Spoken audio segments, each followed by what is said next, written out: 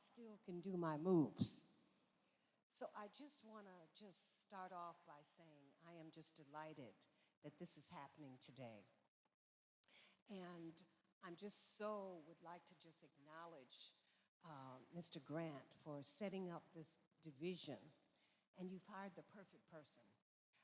Marina is doing a wonderful, wonderful, wonderful job. Let's give her a big round of applause.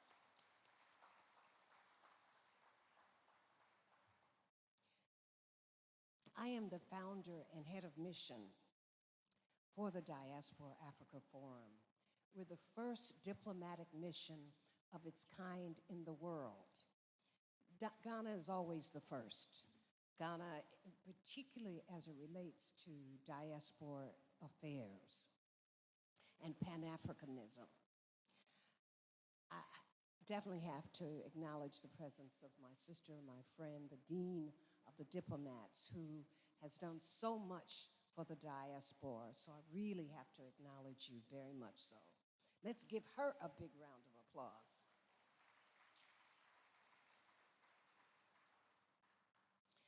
Our embassy, we support the Africa Union in encouraging diaspora participation. And there's two types of African diasporas. There's the historical diaspora, which I am one of those, taken away from slavery. Then we have the continental diaspora. That's those of you who have gone outside for work, study, or greener pastures. And the African heads of states now understand to move Africa forward, we've got to include the diaspora. And so initiatives like this is exactly what we need to do, and we're delighted, and we just really want to applaud you for taking the initiative to set up a diaspora office. We have to acknowledge the President's Office of the Diaspora as well. So we want to acknowledge all of the support that you give to Mr. Ababio, to all of us in the diaspora.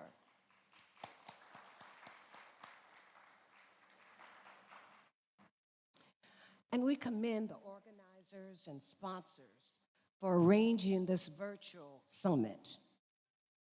Over the course of the next 2 days, you will be educated and enlightened on the tremendous investment opportunities which exist here in Ghana, pursuant to the event theme, The New Normal, Leveraging Diaspora Investment to Build Back Better. Ghana, like many nations, have been affected by this global pandemic. But unlike most nations, Ghana hedged its bet by inviting the diaspora home in historic and unprecedented ways. Following the year of return, where millions of dollars were injected into the Ghanaian economy, the Beyond the Year of Return program promises a decade or more of growth, global attention, and the back and forth exchange of human and intellectual capitals. Every diasporian I know, they want to come to Ghana. And I'm going to share with you breaking news. I've already shared it with the Chief of Staff.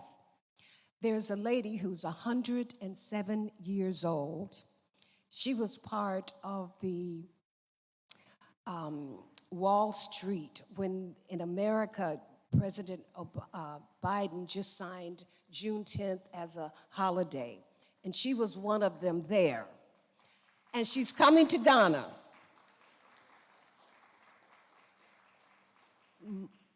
Mama is coming to Ghana. She's 107. She's bringing her brother, who's 100, and some of her colleagues that are 92 and 95. They're all coming to Ghana. She said that she wants this to be her last thing before she makes her transition. She wants to hit the soil. So those dates will be July the 30th through August the 4th. So all of you, you're going to be hearing from us because we really want to show her the love and the kindness that Ghana always exists and exhibits. Those viewing this program online as well as in person will see real and bankable projects ready for investment. And so we encourage you to really participate, very much so. Our organization, the Diaspora Africa Forum, is where the rubber meets the road when it comes to diaspora involvement in Ghana. We are members who have been directly beneficiary of Ghana's favorable investment climate and welcoming people to Ghana. When I think of the diaspora investment, I know that Ghana has multi-million-dollar offerings, but I also have seen firsthand how an aspiring historical diaspora like Robert Botts, he came to Ghana from Atlanta, Georgia, with a dream to start a security company. He had little money. He started off with 3 people. He is now one of the major security companies in Ghana. Rob is here today. Please stand up so everybody can see you and know who you are. C2I is in the house. There's another lady, a young lady, who came to Ghana, and she's in the gold business. She has a company that they got the rights to do the year beyond, no, the year, is a year beyond, year of return medallion. And so she is a young lady, a young lady. She just turned, I'm gonna tell them, 80. So I'd like Ms. Brenda Joyce to please stand up.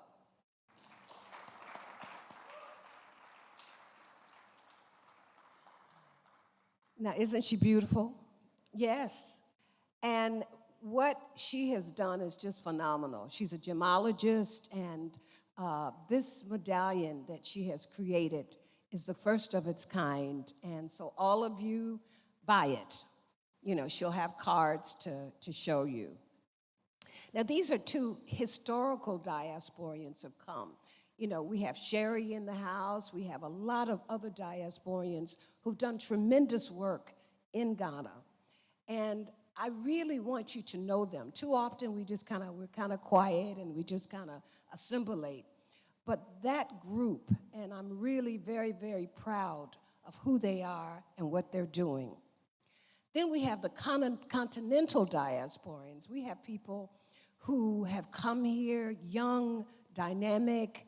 They've come from America and Europe, and they've come and set up business. One that I'd like to highlight today is Nana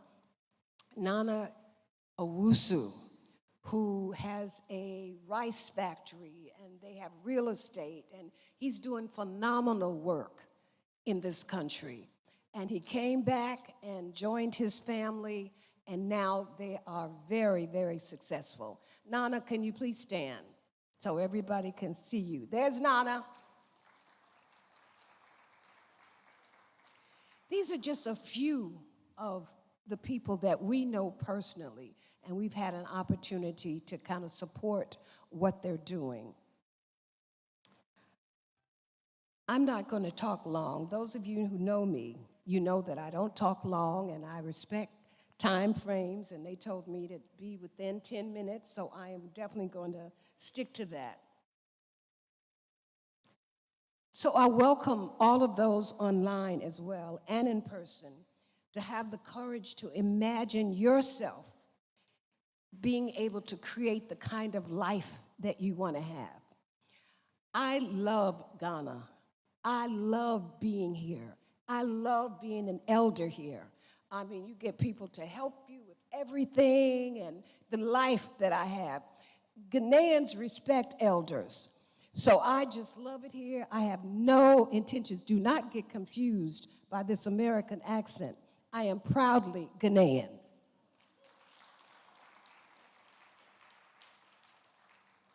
In closing, Ghana welcomes you. I welcome you. History calls you as the embodiment of the hopes and dreams of our ancestors. Remember, you are not an African because you're born in Africa. You're an African when Africa is born in you. I am an African woman. Thank you very much.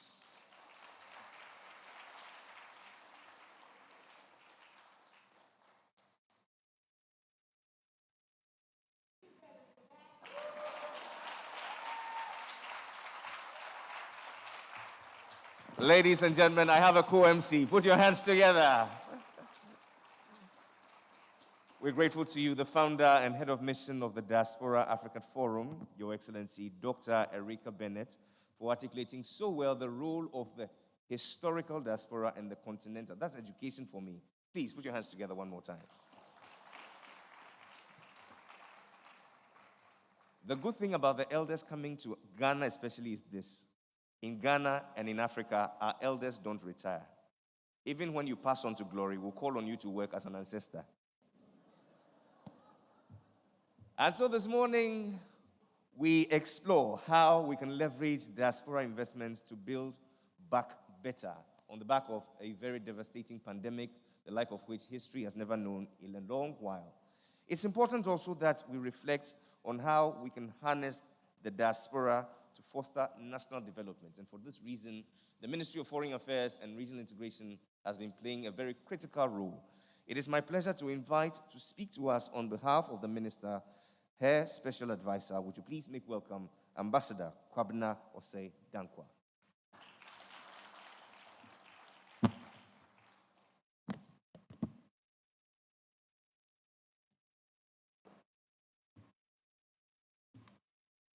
Good morning, everyone, and greetings to all those joining us online. It is my honor and greatest pleasure to deliver this statement on behalf of the Minister of Foreign Affairs and Regional Integration, Honorable Shirley Ayoko Boche. And I quote, Honorable Chief of Staff, Mr. Yofi Grant, CEO of Ghana Investment Promotion Center, Mr. Akwesiewa Abebio, Director, Diaspora Affairs, Office of the President, Ms. Annabelle Mackenzie, Manager Beyond the Return Secretariat, Excellency Erika Bennett, Ambassador, Diaspora African Forum, Excellencies, members of the Diplomatic Corps, the diaspora community, invited guests, friends from the media, ladies and gentlemen. I am honored to be part of this very important maiden edition of the Ghana Diaspora Ìnvestment Summit.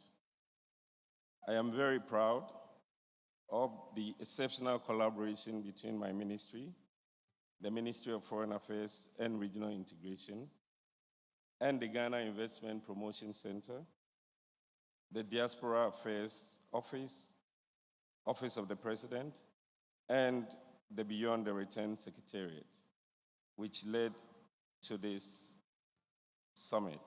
I commend our partners. Distinguished ladies and gentlemen, the theme for the summit, the new normal, leveraging diaspora investment to build back better, recognizes the vast changes caused by COVID-19 and the opportunities to be seized after the retrenchment experienced in many aspects of life everywhere. Fostering economic partnerships with the diaspora and positioning Ghana as the country of choice for doing business with the diaspora builds on the promising pre-COVID initiatives involving the diaspora. Those initiatives were championed by those same institutions organizing this two-day event. As a result, we have seen the growing interest and enthusiasm on the part of the diaspora who are willing to contribute their skills, technical know-how, and capital in support of government's industrialization and developmental agenda. Today, as we steadily recover from the devastating effects of the COVID-19 pandemic, it is all the more opportune that we bring on board those of you who have built for yourselves valuable and varied experiences outside of Ghana to participate in the recovery process of the Ghanaian economy. It is estimated that the number of Ghanaians living abroad range between 1.5 million and 3 million. This is an important constituency which can be tapped into to support sustainable development in Ghana. According to the Bank of Ghana, remittances from the Ghanaian diaspora through formal channels have averaged US $2 billion per year in recent years. And we had the latest figure from the World Bank from Mr. Yufi Grant, which shows remittances rising to $3.6 billion with the latest data. These figures demonstrate the potential of the diaspora as a source of foreign direct investment, which needs to be harnessed to the mutual benefit of the investors and to Ghana. I am therefore glad to see that the diaspora has responded positively to our invitation, which gives us an opportunity to discuss how we can improve on the business and investment climate in Ghana. As you engage in the various panel discussions and the back-to-back sessions, it is my expectation that you will provide the relevant feedback and suggestions on your respective experiences in doing business and reintegrating in Ghana. This feedback will contribute to shaping government policies, particularly the objectives of the diaspora engagement policy to harness the human and material resources of the diaspora for the socio-economic transformation of our economy. My ministry has been working in collaboration with the Diaspora Affairs Office of the President and other stakeholders, including the Ghana Investment Promotion Center, to validate and finalize the policy to be submitted to Cabinet for approval. Ladies and gentlemen, given the significance of investments primarily from Ghanaians in the diaspora, my ministry has put in place several measures to ensure a smooth and seamless way for investing in Ghana from wherever you are. This includes the establishment of the Diaspora Desk at all our missions abroad.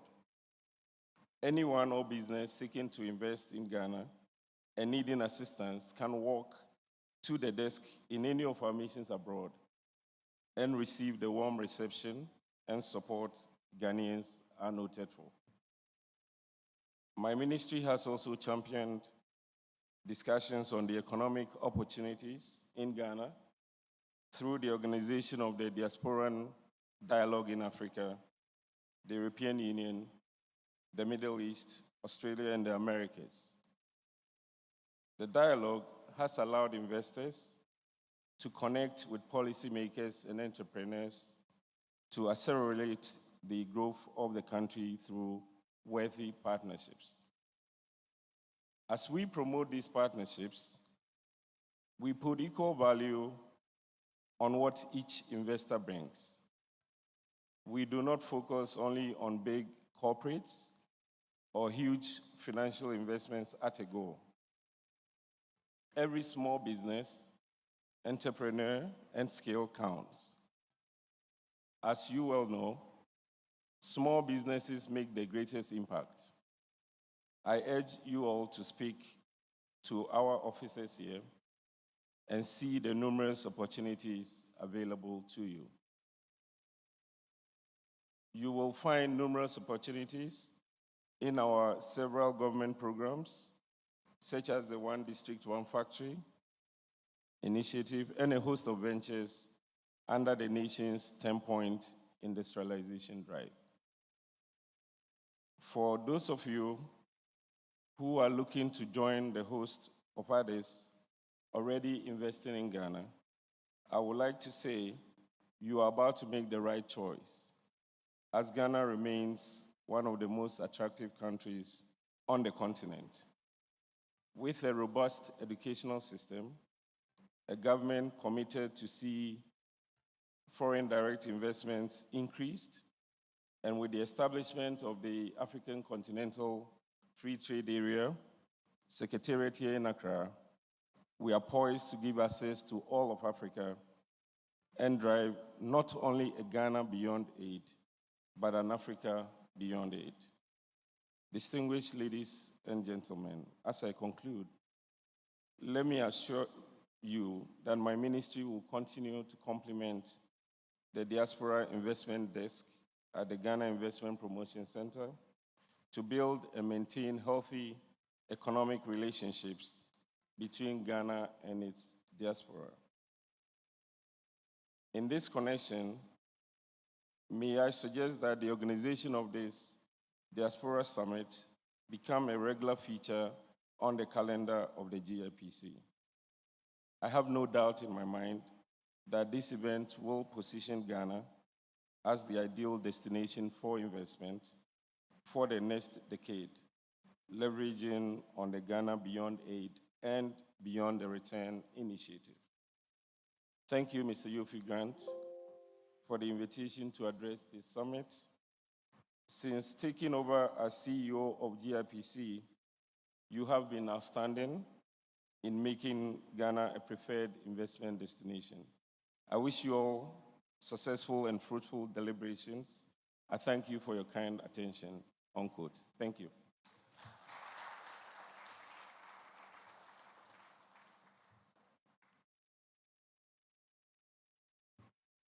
He is the special advisor to the Minister of Foreign Affairs and Regional Integration. Ladies and gentlemen, Ambassador Kwabena Osei-Dankwa, please. A round of applause. We're grateful for those kind words of commendation and your assurance of partnership in helping us harness the diaspora to foster national development through the various platforms, the structured platforms in all your offices around the world. And thank you for accepting to also partner with us through the years as we have this event as a constant. You said it too. Did I hear you say remittances have outstripped $2 billion with a potential to reach $3.6 billion. Did I hear you say that? $3.6 billion. Wow. Three of you, what's our target for the year? $3 billion. Ladies and gentlemen, do you get my drift? Or you still don't get it? Remittances alone are inching towards $3.6 billion. Yet our target for foreign direct investment for the year is $3 billion. Do the math. And while you are that, let me tell you a very compelling story of a very, very, very, very ultramodern settlement that is located at Ayi Mensa at the toll booth towards Ebri, ladies and gentlemen, offering affordable comfort and style. In a very serene location, I present to you the Ayi Mensa Park.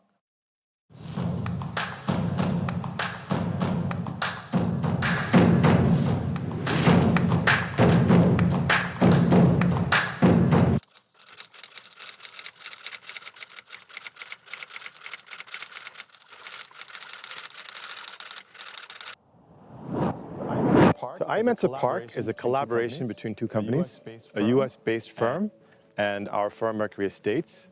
We partnered to deliver 200 townhouses, and you can see the units behind me. It's pretty unique for this part of the world to build a community-scale townhouse development. This type of collaboration allows us to put in common areas like a park. In the middle of the development, we're looking at community-scale water delivery, which is unique in Ghana. There's security features as well. So you've got a gated community with manned 24-hour security. And there's a quality standard that we've been able to achieve with Imensa that's been world-class. We've got 200 units, or townhouses, mostly. So you've got 2-bedroom units, 3-bedroom, 4-bedroom, and we also have a few flats as well, 1-bedroom with studies. And it's a mix. We've got folks that have come back from the diaspora that have bought units here. Some are buying to let. We've got investors who are renting in the development. And then we've got a young professional, young family contingent who are really enjoying the amenities, the swimming pool, the basketball courts, the clubhouse. For me, I kind of sit between the historical diaspora and the continental diaspora, having been born abroad. But when I first stepped foot in Ghana, I was blown away with the potential and also the opportunity. As someone who's lived as a Black American, as a minority in a different country, the idea of being able to participate in the Ghanaian story, where it's not just a question of representation, but actual transformation. That there's an opportunity here as a business person to do something that's extraordinarily meaningful. This is a $30 million development. You can imagine the amount of employment that was created. By increasing the level of the standard, we're also upskilling the workforce. You know, that there are guys that are coming home to their families very proud to have been part of a development like this.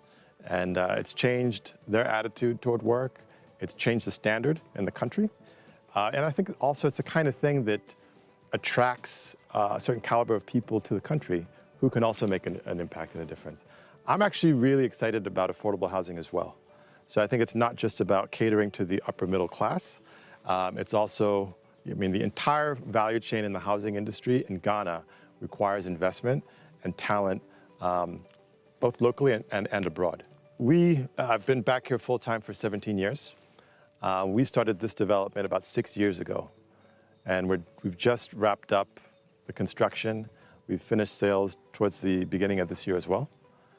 So it's been quite a journey. Our focus has been on land. Land can be a tricky issue in Ghana in terms of acquiring land and making sure you've got clean title. But once you're able to do that, it becomes very attractive to different types of investors, people who just are not looking for the headache that's often associated with land tenure, that if they feel they can come to you and they trust that you're able to deliver what you say you can. So from kind of at the macro level, I think we've been able to set a new standard for real estate in the country. And that has a knock-on effect across the industry. That oftentimes the kind of quality that we're able to deliver for a $150,000 price point, people typically in Accra, we're seeing this quality standard at a $500,000 price point. So it's really gratifying to be able to deliver a quality product at a better price and also increasing the densities. You know, in terms of impact, from a land use perspective, there's not an infinite amount of land in Ghana. So if you can get people to find properties that are more appealing, but are more efficient with the land use, that's a win for the environment. That's a win for society because you actually are inspiring a different type of community interaction. That it's not just folks with big houses behind gates, but you've got folks that are living a little bit closer together and really developing a sense of community. I think there's something unique that the diaspora can bring to the table, particularly in Ghanaian diasporans coming back and reaching out to the larger historical diaspora. That there's a huge amount of interest in Ghana, particularly on the back of the Year of the Return story. I would say the most compelling reason to invest in Ghana is the quality of the people. There's an extraordinary spirit in Ghana. There are extraordinarily capable folks, and there's a culture that embraces entrepreneurship. Ghana is the kind of place that rewards in long-term investment. So as someone who's benefited from collaboration here in Ghana, I urge the entire diaspora community, both the historical diaspora and the continental diaspora, to grow in Ghana and grow with Ghana.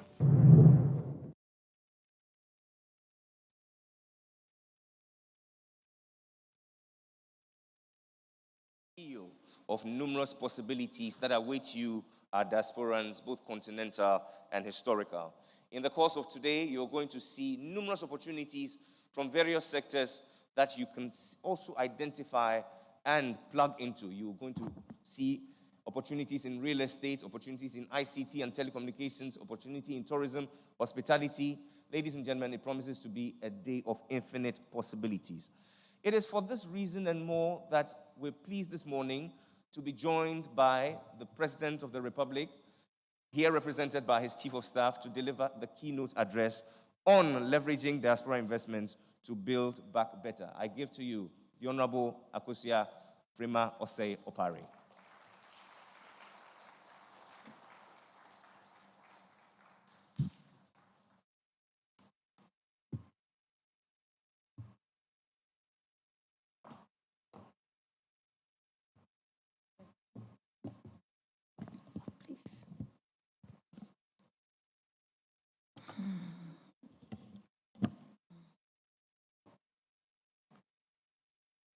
So I can still say good morning.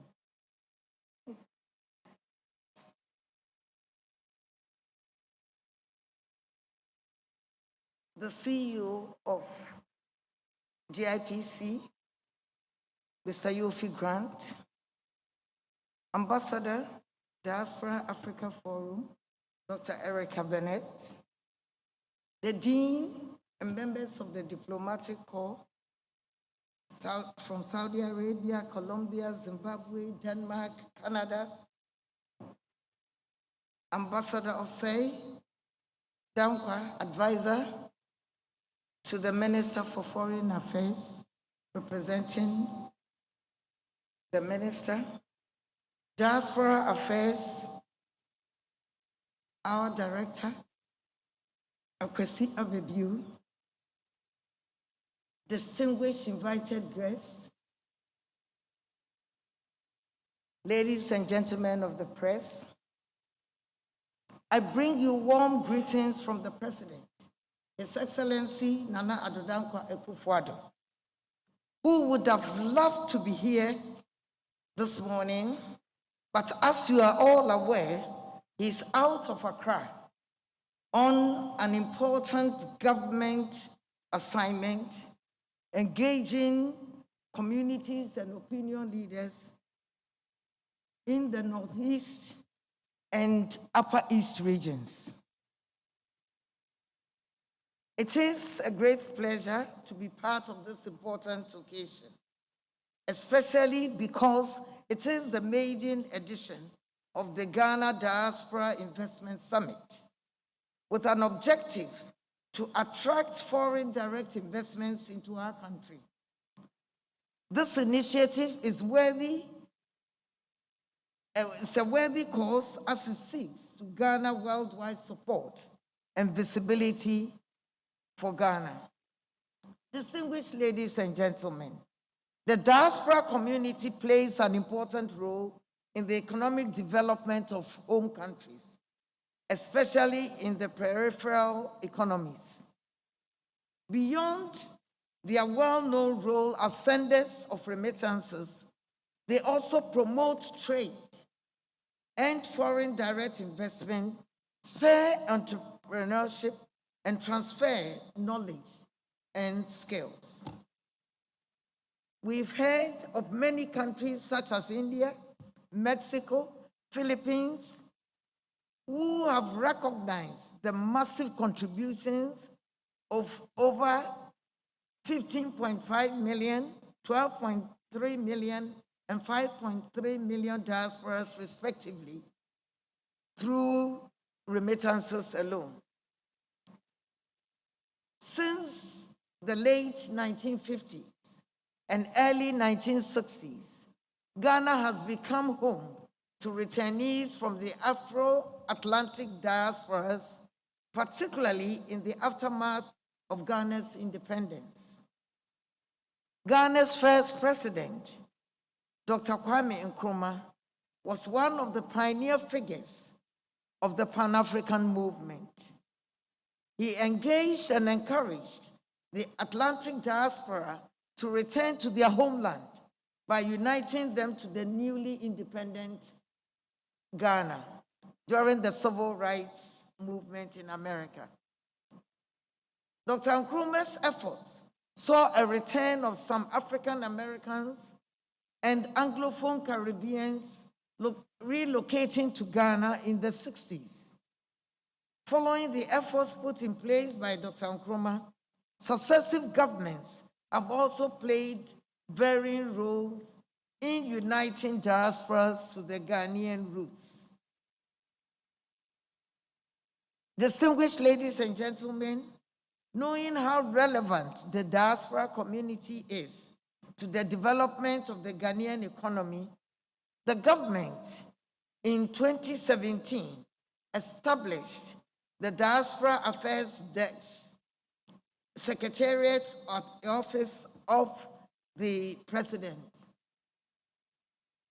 This office is to engage with diaspora associations more directly and build linkages to harness market access, expertise, knowledge for political inclusion, economic and socio-cultural development. These efforts culminated in hosting in 2019 the Year of Return campaign, a year-long program of activities to commemorate the 400th year anniversary of the arrival of the first recorded enslaved African in the state of Virginia, United States.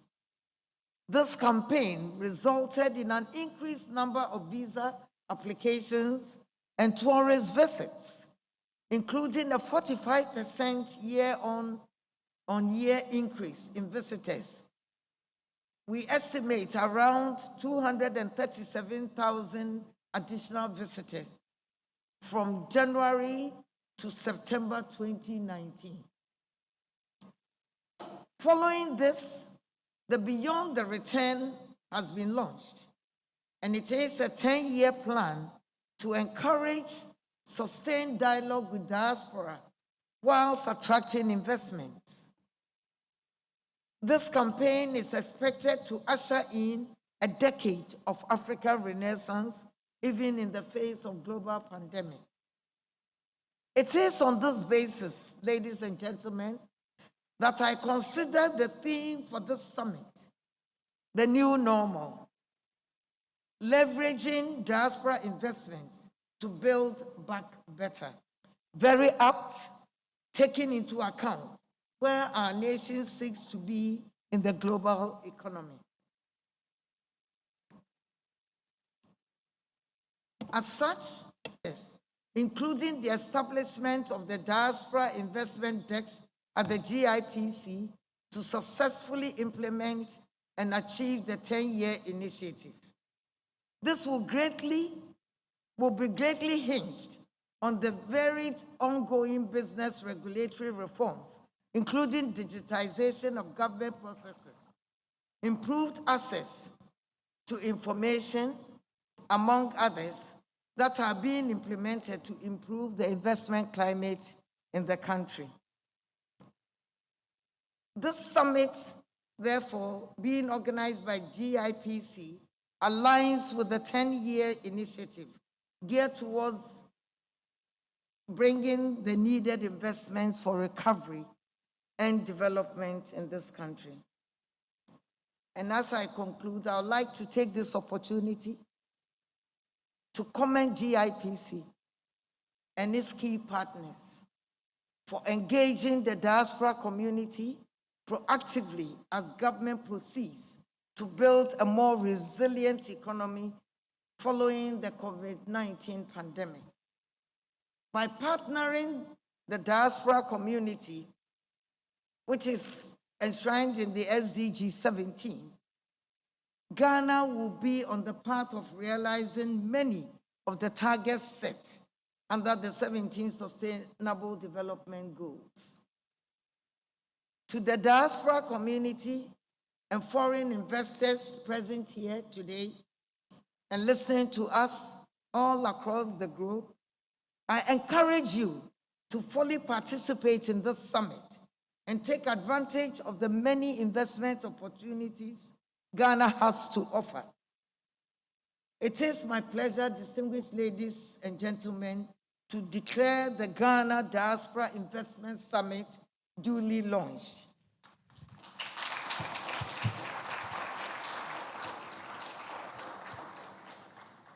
I thank you, and may God bless our homeland, Ghana. Ladies and gentlemen, the Chief of Staff of the Office of the President, the Honorable Akusia Fremopare. Ma'am, please, can I leave you down here? A round of applause, please. And so, Madam Chief of Staff, respectfully, I invite you to take your place here with me as I invite to join you the official party, Mr. Yofi Grant, our CEO, Your Excellency, Madam Bennett, all the members of the organizing committee, Mr. Dade, please, our sponsor. Mr. Ewa Babio, respectfully, I invite you.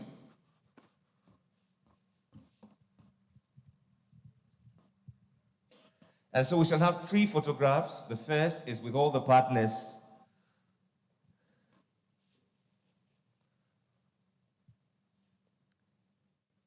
I shall respectfully invite GIZ to join. Silas and Prince, if you're here, for the next set.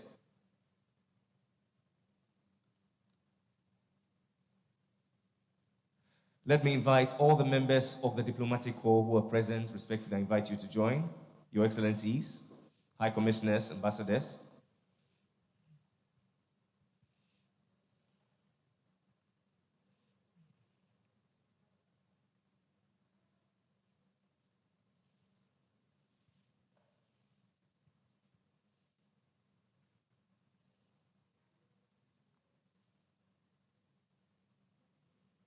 The last photograph will be with all the agencies that deal with tourism, trade. Dr. Fuasari, please, respectfully, I invite you to join this last one.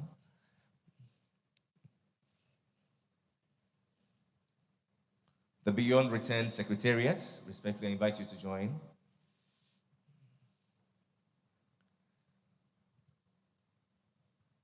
And so, ladies and gentlemen, from Accra, Ghana, the center of the world, this is the first of its kind, the Ghana Diaspora Investment Summit. Put your hands together.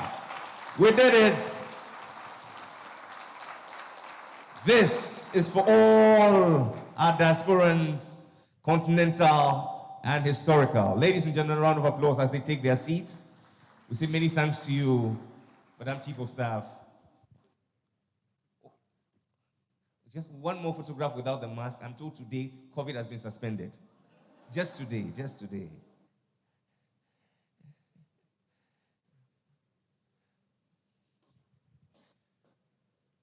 And by the grace of God, we shall gather here next year without any masks, without any inhibitions, and all who believe shall say a big amen.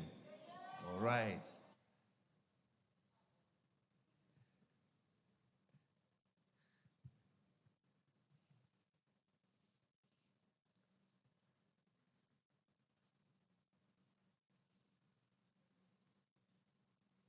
Ladies and gentlemen, a round of applause as they take their seats.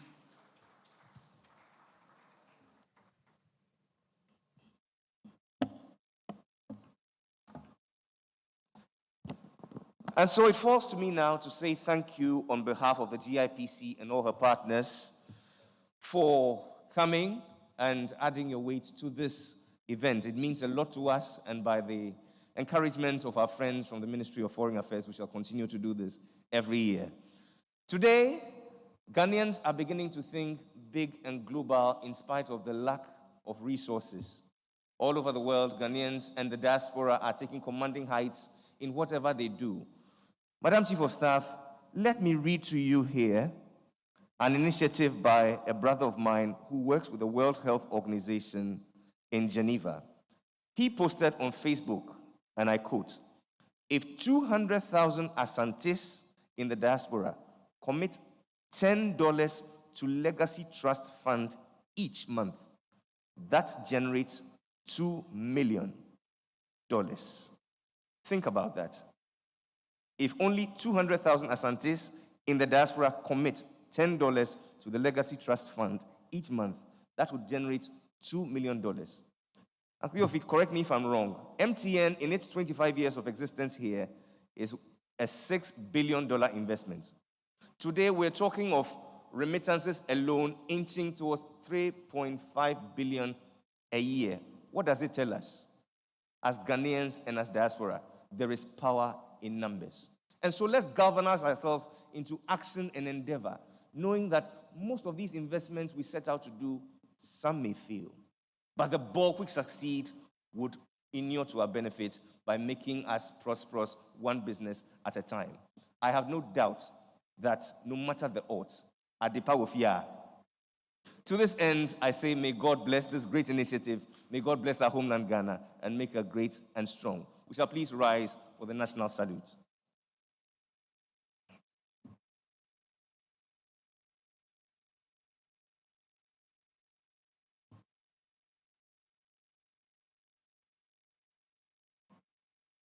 And if it won't play, we'll sing it together. God bless our home.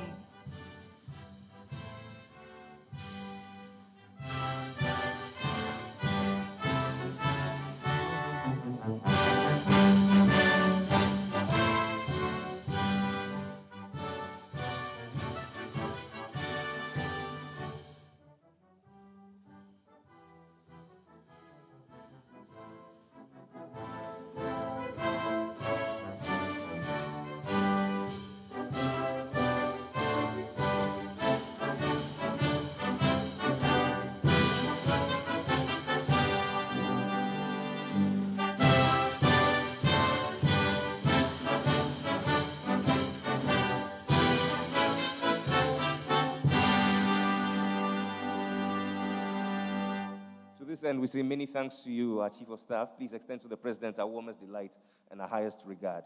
We shall all remain standing as the Chief of Staff, together with the official party, take leave of us, and we shall all be led out in sections. Please hold on while they take leave of us first.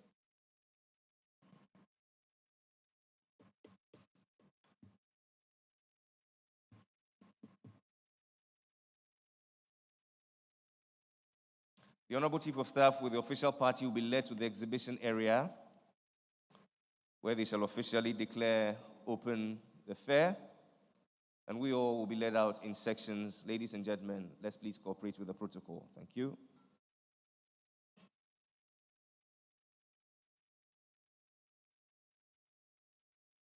Please be seated.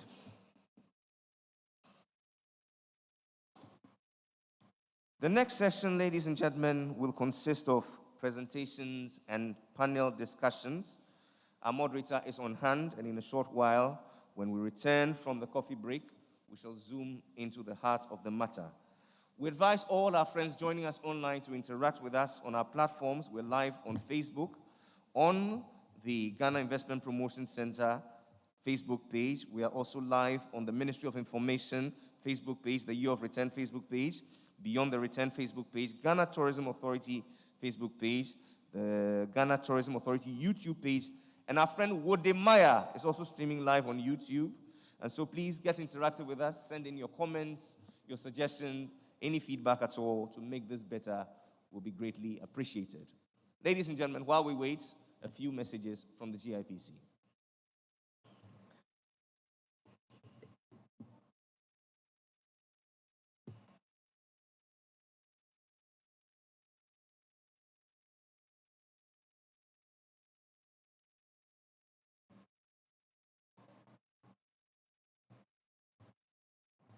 Ladies and gentlemen, please be patient. We'll all be led out in sections.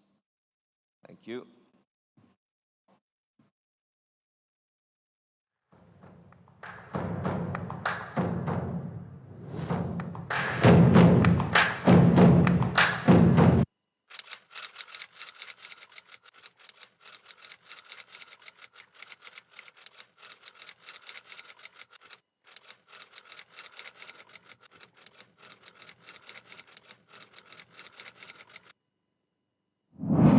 Wedi Africa is into the construction business. Currently, we are into food processing. That is fresh fruit, fresh tomato fruits processing into concentrate. Then later as part of our lines, we'll process the concentrate into tomato mix or paste for the retail market.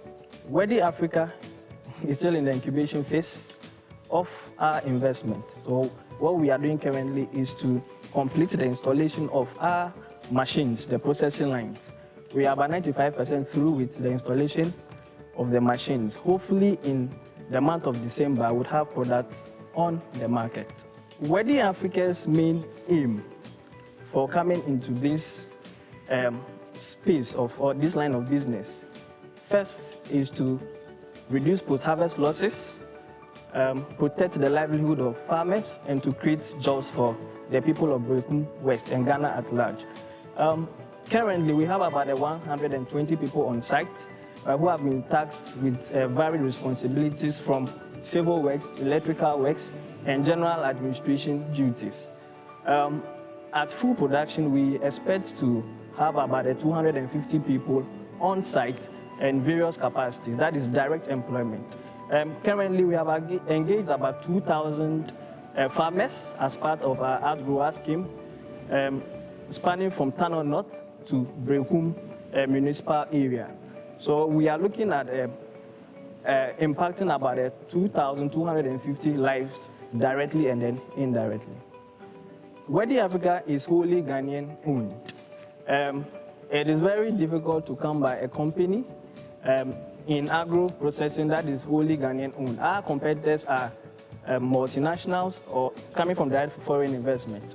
For us, we are processing fresh tomatoes from farmers, Ghanaian farmers, and then getting that into concentrate, and then later getting that into various tomato mix retail products.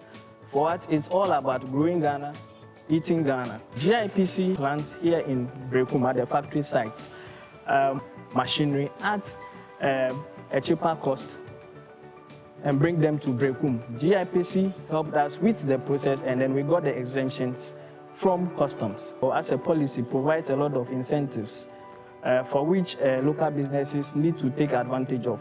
We have decided to come into this and a few Ghanaian-owned banks. Wedi Africa Limited, as part of 1D1F companies or factories, Exim Bank. Exim Bank are key partners when it comes to funding. We are currently in talks with ADB as well through the same 1D1F structure to secure some further funding for our working capital needs. The business climate in Ghana has been improving over the years with direct efforts by government through various policies to reduce the tax burden on Ghanaian companies. Incentives such as getting 1% tax rate in agro processing, for instance, induced us to come into this part of the region. We also have favorable climate for agribusiness here in Brekum West, for instance. Constant rain, good sunshine, soil facility. These are some of the factors that help or inure to the benefit of farmers when it comes to agriculture. We situating this factory here in Brekum West is because Brekum West is a tomato producing area, with communities like Fetenta, Butukru, Gini, all famous for their tomato processing. The general political climate has been good for business, unlike neighboring communities within West Africa, where we have a lot of instability. Business doesn't thrive in those regions. But for us here in Ghana, the political stability since the 1992 Constitution has impacted positively on the general business climate. We are calling on other partners or other investors locally and also from multinational sources to come and invest in Ghana. Ghana is a business destination for West Africa and then Africa at large. We have the infrastructure, the human resource to support the growth of your businesses. Join us, let's grow in Ghana and let's grow with Ghana.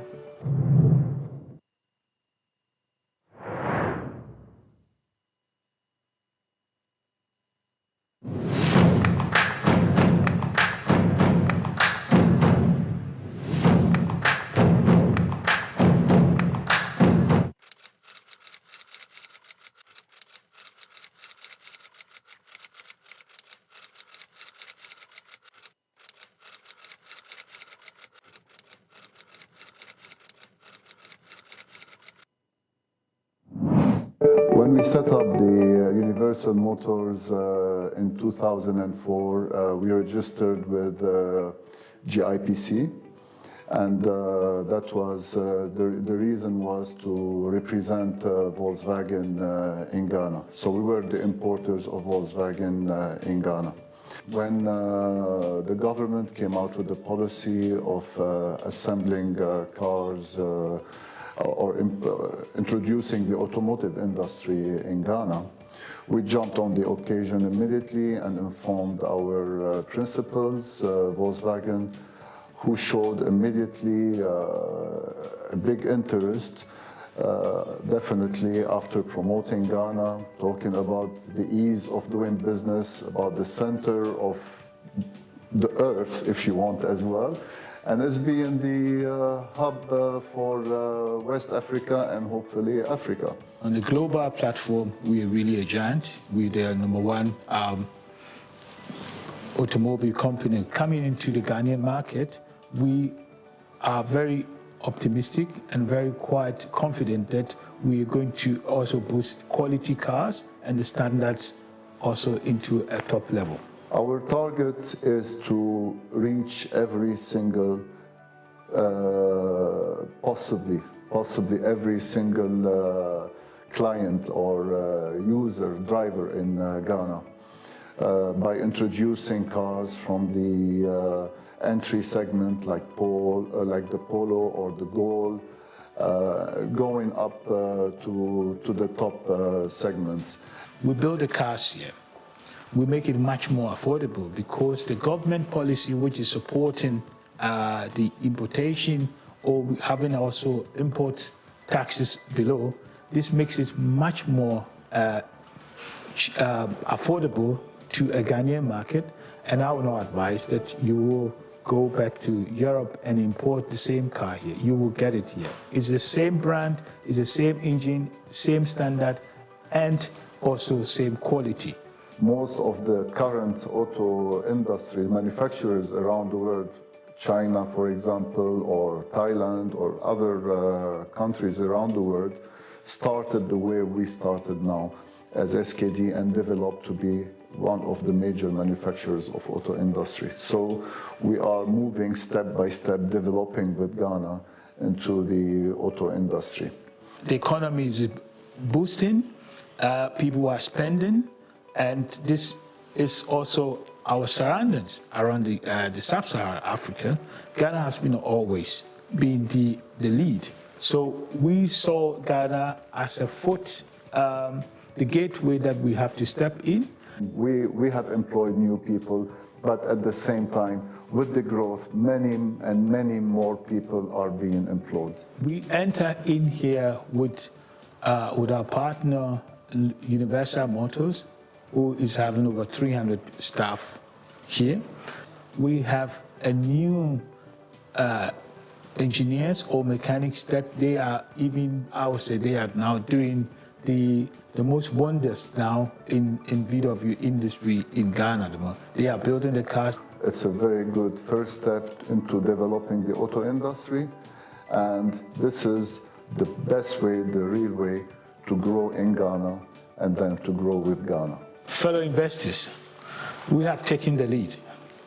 It's all about collaboration. We invite you, let's all get together, grow in Ghana, grow with Ghana.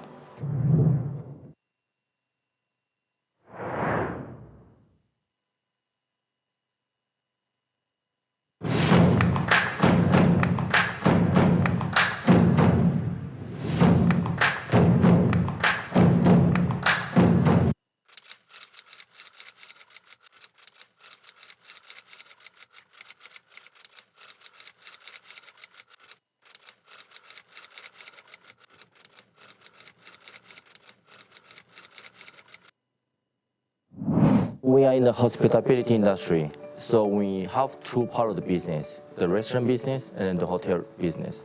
So for the restaurant business, we normally cater to food and drinks, and we provide also wedding packages for big parties or birthday parties. And for the hotel side, we provide rooms and services to both foreigner tourists and also as well local Ghanaians.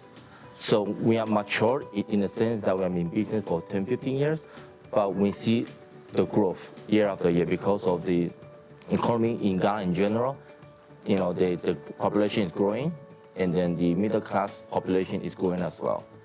And also last year there was the Year of Return events in Ghana. So that attracted a lot of foreign tourists in Ghana in general and as well as Kumasi. So that really helped and promoted our business a lot. I'm originally from Taiwan, and I came to Ghana actually with my parents in the 1980s. Ghana is a very attractive place for investment. My father has been here for a long time. We know the system, we know how stable the country is. We have seen the economic growth in Ghana. So I decided to come back to start a business, to take over my dad's business, and try to grow it in Ghana. The government regulations and the environment as a whole, the political environment, the safety issues, and it's very attractive for foreigners to come invest in Ghana. And it's relatively easy, as there's a GIPC, Ghana Investment Promotion Center, that is able to help you to navigate through the system, right? If you have a question regarding taxes, labor law, or how to get the licenses, they have the resources to help you out, right? To guide you which agency or which government institution to go and apply for the permits. So it has been a very good relationship, and I really appreciate what they have done for us and for foreign investors in Ghana. In this industry, we have to employ a lot of workers in terms of housekeeping, kitchen staff, and waiter and waitresses. So we have employed over 50 employees during the regular season, and in the December, Christmas time, of course, we have to employ a lot more. It's beneficial to the local community in terms of employment. We are located close to the Ratri Park, close to the airport, about 15-minute drive from the airport. We are close to the Kumasi Mall, which is about 10-minute drive, and we are close to the Kumasi Royal Golf Club. So it's very convenient, and there's no traffic. So it's the overall package that attracts the customers. So it's the quality of the food, service, and then the pricing, and of course the location. Whenever you visit Kumasi, please give us a chance to share our experience with you, to enjoy our environment, our food, and share the memory with us. So together, let's grow in Ghana and grow with Ghana.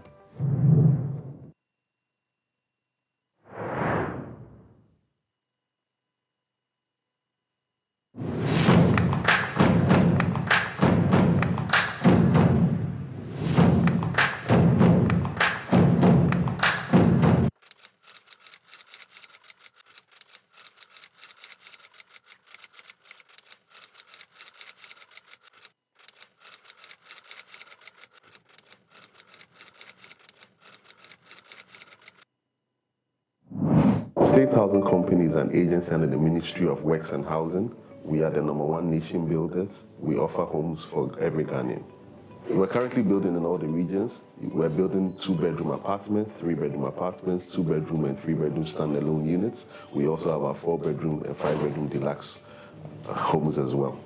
You can get State Housing at Tamale, Cape Coast, Sunyani, Kumasi, and we'll currently start very soon in Volta region, and of course the capital city, Accra, as well. We're helping build communities. By building communities, we're also creating jobs where we are giving opportunities to artisans to take part in our projects as well, and also allowing other companies to get involved in State Housing. I think what makes State Housing remarkable is the fact that we're a government institution, but we operate with a private sector mindset.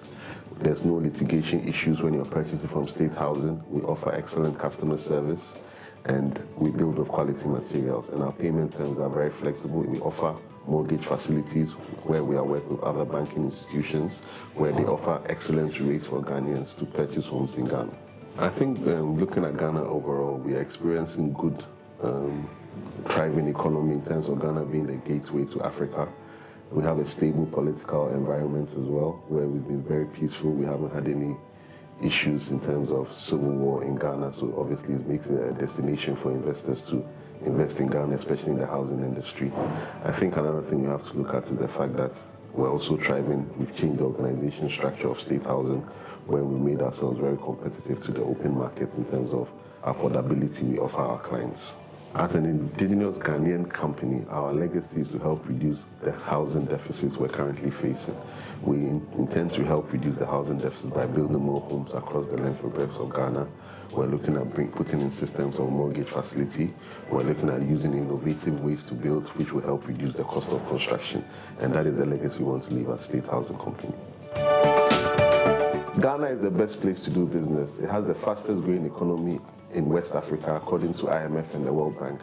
Not only do we offer residential projects, we are also into commercial activities as well in terms of building warehouse industrial parks. We offer SPVs, we offer joint ventures, we offer partnership, and we are also willing to work with individuals who are also interested in partnering with State Housing for us to help develop their properties. At State House, we have all the technical expertise, the full team in terms of the keywords, the financial, and the business development department to help us market your products. We encourage you as an investor, both local and foreign, to come on board to partner State Housing Companies so that together we can grow in Ghana and grow with Ghana.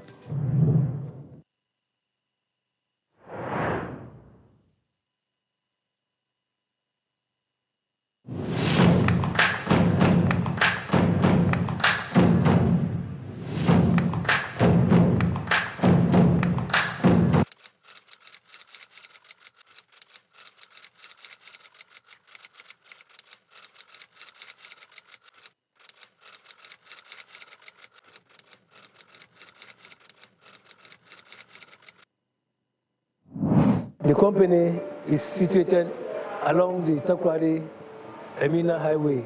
Petersfield and Ray Group produces fruit juices, natural mineral water, both in sachet and in bottles. It is wholly owned by Ghanaians. It was established in 2018 under the 1D1F project. We had a facility from Exim Bank which propelled us to this stage of growth where we've been able to produce all our core products. All people working in the company are employed in this municipality.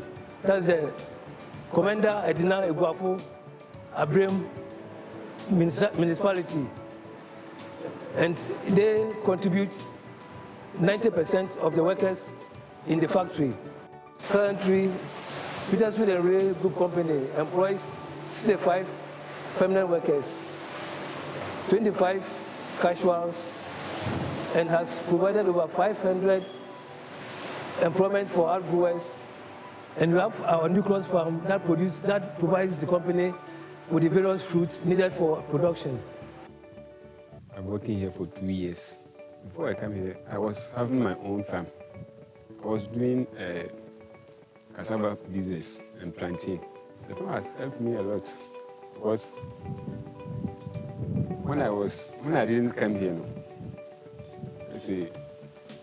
I was facing a financial problem. So after 2 years I came here. I was having some little money to solve my problems. At home and my farm. If government supports the farmer, I'll be happy. It's Untitled Chapter. Me a Kojuma. I'm a Kojuma. Me and I'm a Badu, Banchi, Montgomery. Over the phone. And I'm a pesca and a boa. The families in the Bissat Tremon. See me, my bed, no bumpy. Me, my school office, me, be swashing me. When I'm starting, I'm being a bomb somewhere than see.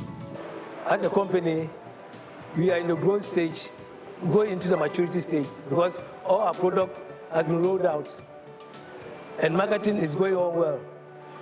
As a biochemical scientist with nutrition minor, I make sure that our product is one of the best for consumers to have the necessary nutrients to propel their lives to a height that God has given them. Petersfield and Ray Group has the best team one can ever have in such an industry. I want to leave a legacy with Ray Drop products to be one of the best in nutrition and food in Ghana and the rest of the world. doing business in Ghana is one of the best that you can have in the world. Ghanaians are friendly, hardworking. The government is very supportive. We have good investment potentials. So I would advise that anybody who wants to do business in Ghana is welcomed, because it's going to be it's always profitable. We are appealing to investors both in Ghana and outside Ghana to come and invest in Ghana, and more so in Red Drop products at Petersfield and Ray Group. Let's grow in Ghana and grow with Ghana.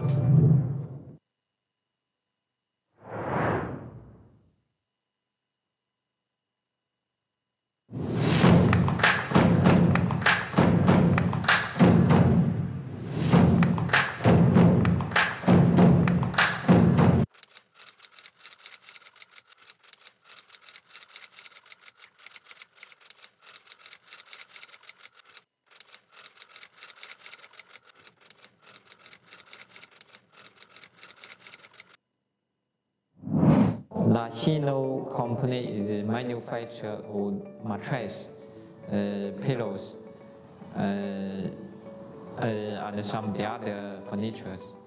We are also manufacture the baby diapers. Our mattress is the tatami mattress. Most of the raw material is from Ghana. Like the nature grass and the foam. By now we have employee 86 Ghanaian. In the future we are planning to employ over 200 Ghanaians. They are the factory workers, some of the driver, some of the office. Yeah, different position. We distribute our products to Kumachi, Accra, Takoradi, Tamale, Cape Coast, Wa, and the other areas. I've been in Ghana almost 20 years. I like Ghana. It is a peaceful country. It has good worker. Good weather,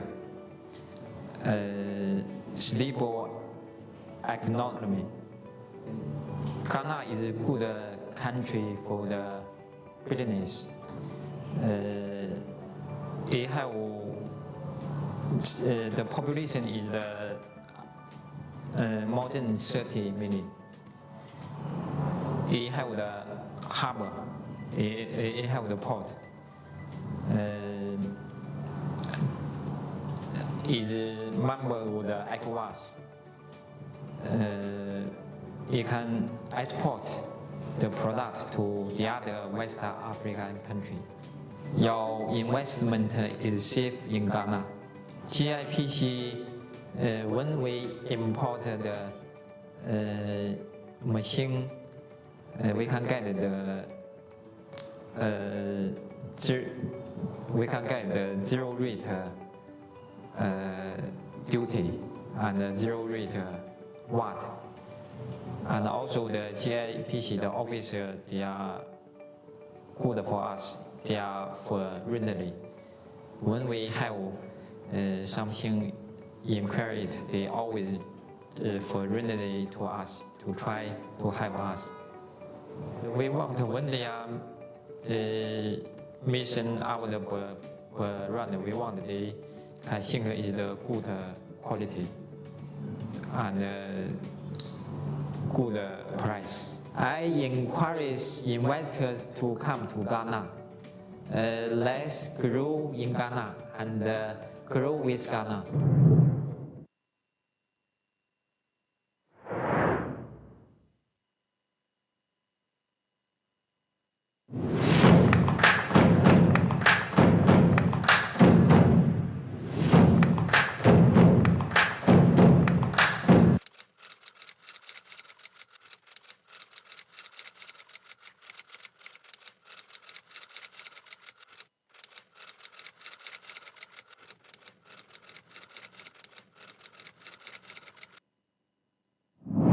KKTR specializes in salvaging timber from Lake Volta, turning it into sawn timber products for export and charcoal from surplus timber.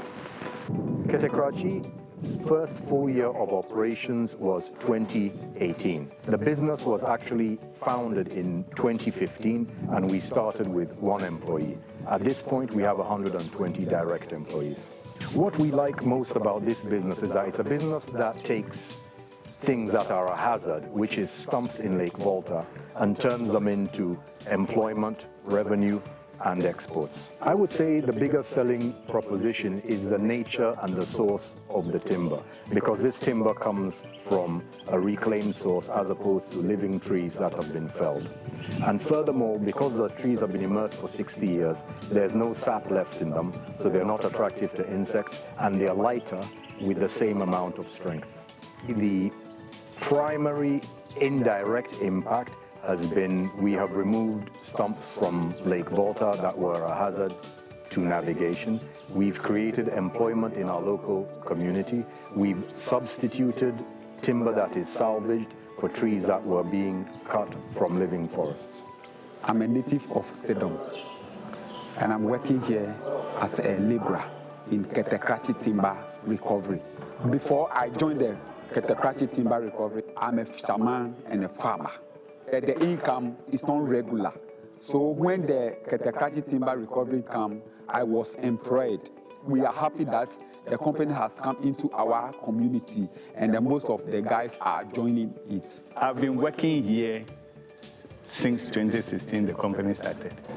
Really, it has helped me a lot to have funds, revenue, to look after my siblings and then my grandchildren. We have about 120 employees at Ketekrachi Timber Recovery Limited, and we employ 80 to 90% from a Submarine district.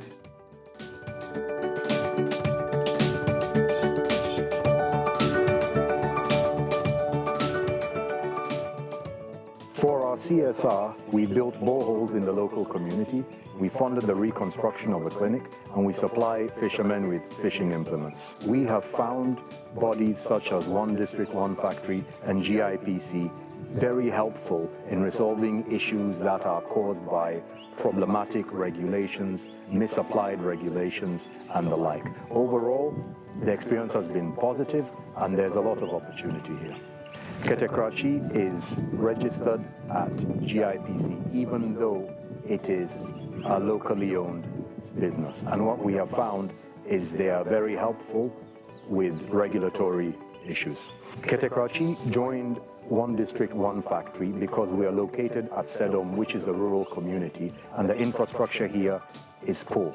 So 1D1F helped us by connecting us to the grid and by improving the local road network. Our goal is to make Ketekrachi Africa's largest producer of environmentally friendly timber. Ghana is a wonderful investment destination. Political stability, pro-business regulations. And I believe that this environment is one that should not be missed by international investors and also local investors. So come, invest, and grow in Ghana and grow with Ghana.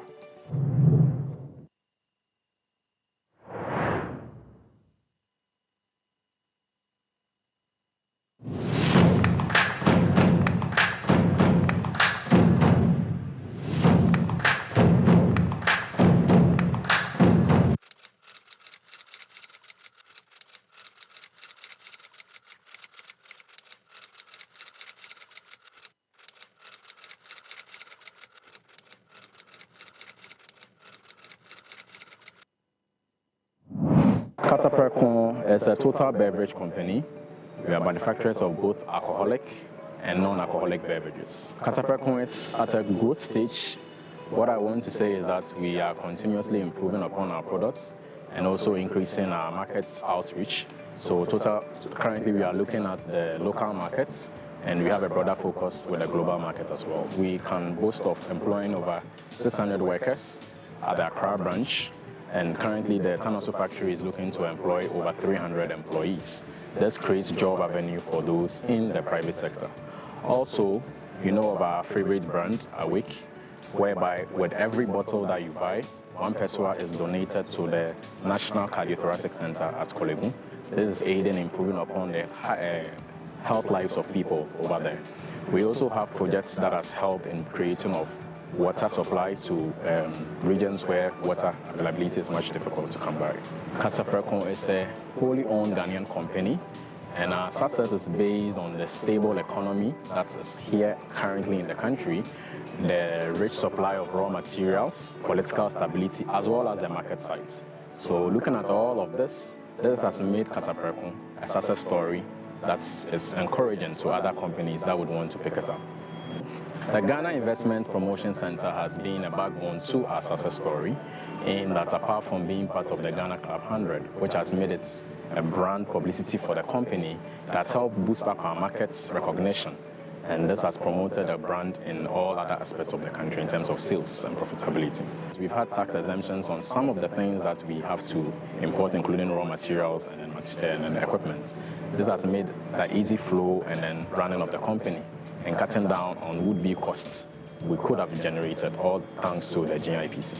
When the president of the country came out with a very good initiative that was focusing on developing the public and private sector to both large-scale industries and small-scale industries, we took advantage of that to see how best we could also improve upon our market reach in the country.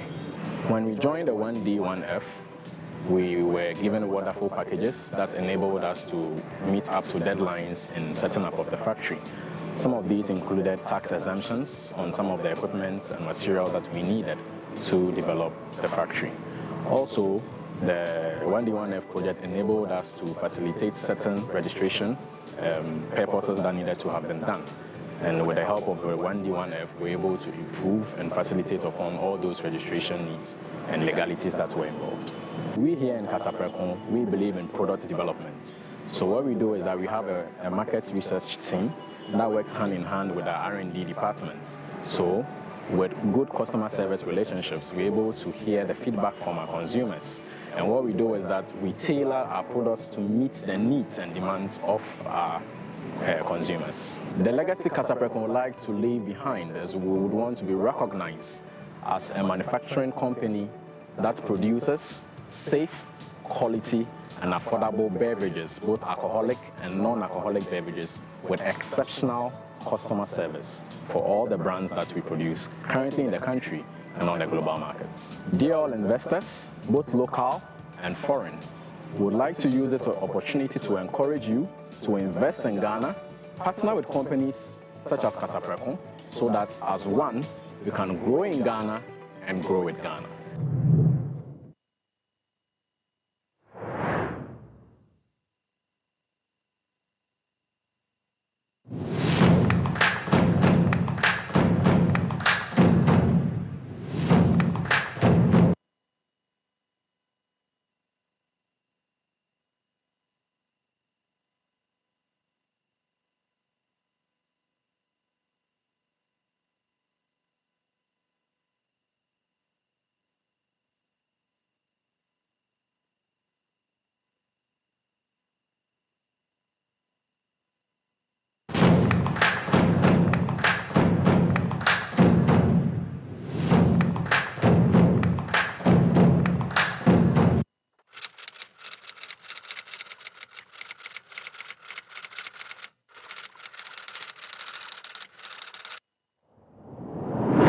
So Selena Bebb Designs was established in 2012, and it was born out of my passion and my love for fashion. I used to live in the UK for 11 years.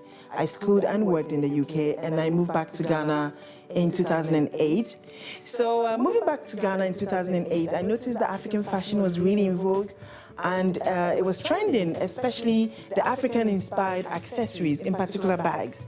So I love these African print bags and the clothes, and I used to buy them and wear them and use them, and I'll get lots of compliments. So with all these compliments that I was getting with wearing my African fashion, I started thinking maybe that dream I had when I was a teenager, or all these years of going into fashion, can actually be realized. I'm almost 10 years now into this business, and I'm still evolving, I'm still growing, still expanding, and I love where the brand has gotten to. I have 20 workers, both permanent and part-time workers, and that is 20 families that are benefiting from this company.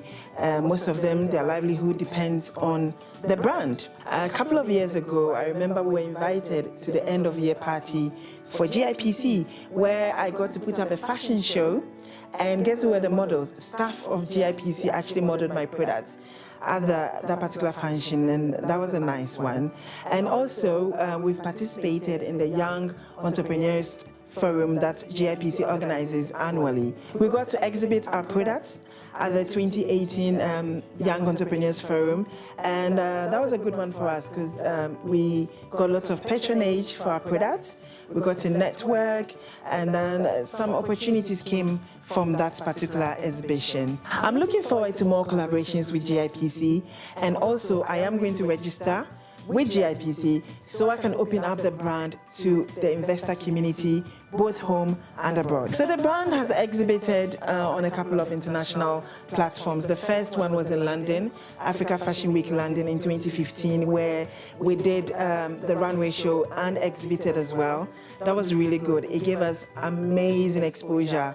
We got bloggers and fashion enthusiasts all over the world writing about the Selena Bebb brand, and that really put us up there on the global stage. We've done fashion shows in America as well, particularly in New Orleans. We did New Orleans Fashion Week in 2018, and that was also a very good experience for us, and people were amazed to see that things made in Ghana, in Africa, were being exhibited on the runway. I've had shows in Rome as well.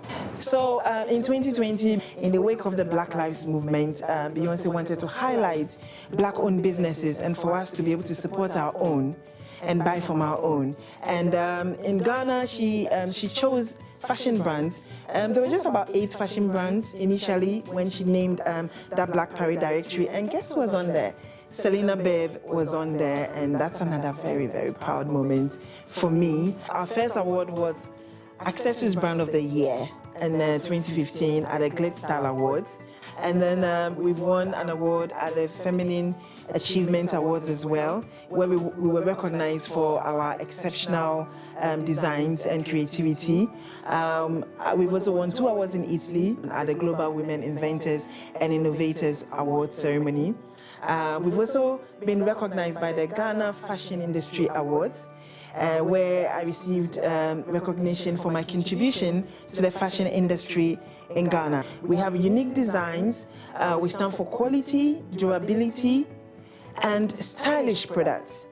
The Made in Ghana factor is a big thing for us, especially for the international market. They'd like to know that this was actually made in Africa. They like to know that this is handmade.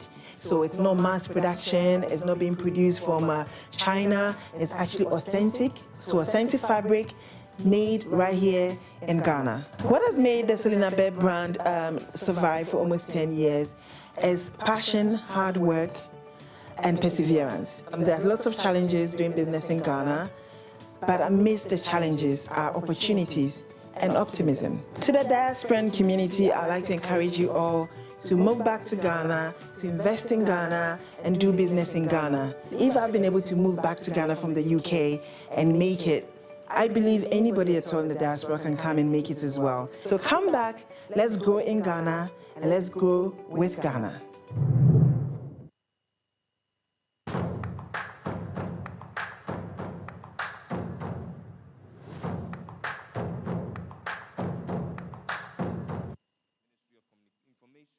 And the Ministry of Finance. We're supported by the German government through her implementing agency, the GIZ. Ladies and gentlemen, our proud sponsor, KGL Group, and media support from City FM. I am, by the grace of God, Jerry Ajololo, and I'm thrilled to have you all back. I hope your snack was nice. Some of you are seeing 2-2. You are seeing God in 3D. Can we do some exercise to shake you up? Or you're fine? All right. The next session, ladies and gentlemen, is a mind-blowing session. You're going to be exposed to numerous, unlimited possibilities that exist right here in Ghana. We're going to have some amazing presentations and some discussions for you to understand in depth the numerous possibilities that are herein present. To walk us through the next stage, ladies and gentlemen, it's my pleasure to invite the General Manager for City TV and City FM, the host of the City Breakfast Show, yours and mine, Mr. Bernard Koku Avle. A round of applause as he comes. Thank you very much, Jerry. Please put your hands together for Jerry one more time. Jerry is so smooth and so cool. How many of you like Jerry? I want to be like you when I grow up. Please make some noise for Jerry Ajololo. Amazing. So usually when you come for a conference and people stay after the coffee break, it means they are serious. So those who came for the optics have left. We are the guys who really are serious. Don't tell them I said this, okay? It's like when pastors organize evening service. If you do evening service and Sunday people come, it means they really want to come. So put your hands together for yourselves. I've been asked to ask you to keep your mask on, but I'm not wearing my mask because I don't know how to manage the glasses, this contraption, and the mask. It keeps falling off. So I'll just stay out of your way. I'll speak to this mic. If I'm coming close to you, just run away from me. Okay, is that a good idea? We're going to do a couple of things. We've had the vision for the Diaspora Conference. Now we want the details. We've been given the strategy. Now we want to discuss some tactics. And we're going to do two very important sectors. We're going to do the ICT sector. I don't like the word ICT. It sounds like an examination course. I like technology. So let's use technology. But ICT is what's written in the textbooks. And then we'll do the real estate and housing. We're going to do it in a very interesting way. We'll invite two people to give brief presentations on their outlook for the sector. Then we'll have what I call brief rapid-fire presentations on keys to invest in those sectors. Now, this is important, particularly for those of us who are watching from outside and who intend to come and invest here. Then we'll have a short sit-down discussion. Is that a good idea? Oh, talk to me. Are you here or you've gone home? Is that a good idea? Brilliant. So for the ICT or the technology side, I'm going to invite a very good friend of ours who's the CEO of MTN Ghana. He will walk us through his views on essentially Ghana's technology outlook, right? Then I'll have two people from two key companies who understand and are working within the technology space to do what I call rapid-fire presentations. Then I'll sit all three of them here, and I'll ask them some questions. Hopefully, there'll be time for you to join as well, both from Zoom, Google, and wherever. And then we'll bring in the guys from the real estate sector as well. So, ladies and gentlemen, our first speaker to give us some insight into our ICT outlook is the one and only Selom Adadevo. Wow. Selom, I'll leave you here for the next few minutes, and then I'll come back and join you. Please welcome Selom one more time. Thank you, Ben, and thank you, Jerry, as well. Good afternoon, everyone here. Thanks for joining us this afternoon. I hope for the next 10 minutes or so I can share some thoughts on the ICT and technology sector. Her Excellency Erica Bennett, the Ambassador for Diaspora African Forum of the AU, Honorable Ministers of State present, CEO of GIPC, officials from the Diaspora Affairs Office, members from the Diplomatic Corps, my colleague CEOs, and other executives from the business chambers, our media partners, distinguished guests, ladies and gentlemen. It's an honor and a privilege to be part of this maiden strategic forum on Ghana's investment promise to investors. I'm excited that MTN Ghana has been given this opportunity to share our thoughts and the prospects of the growth and future of our industry. These thoughts have engaged our minds quite a bit as we reflect on our 25-year journey, investing over $6 billion in Ghana to brighten the lives of over 25 million Ghanaians during that period. A discussion about Ghana's information, communication, and technology sector is no longer a sector conversation, but an evaluation of the very substructure of the economy of Ghana. we can attest that Ghana's economic fortunes have been transformed with a rapid proliferation of mobile data devices, leading to digital inclusion, acceleration, and a boost to the growth of businesses across various sectors of the economy, including education, health, agriculture, commerce, banking, to name a few. This trend has further been enhanced by the imperious rise and broad adoption of mobile money, leading to a step change from less than 20% 10 years ago to over 70% today in financial inclusion for our country. A significant transformation powered by a less than 4-inch device called a smartphone. In addition, Oxford Business Group in 2020 also indicated that Ghana has the second highest data penetration rate in sub-Saharan Africa. It also has the fastest growing mobile money market on the continent and a burgeoning tech startup scene. These sentiments are supported by the data on internet users, which has exploded in the last couple of years.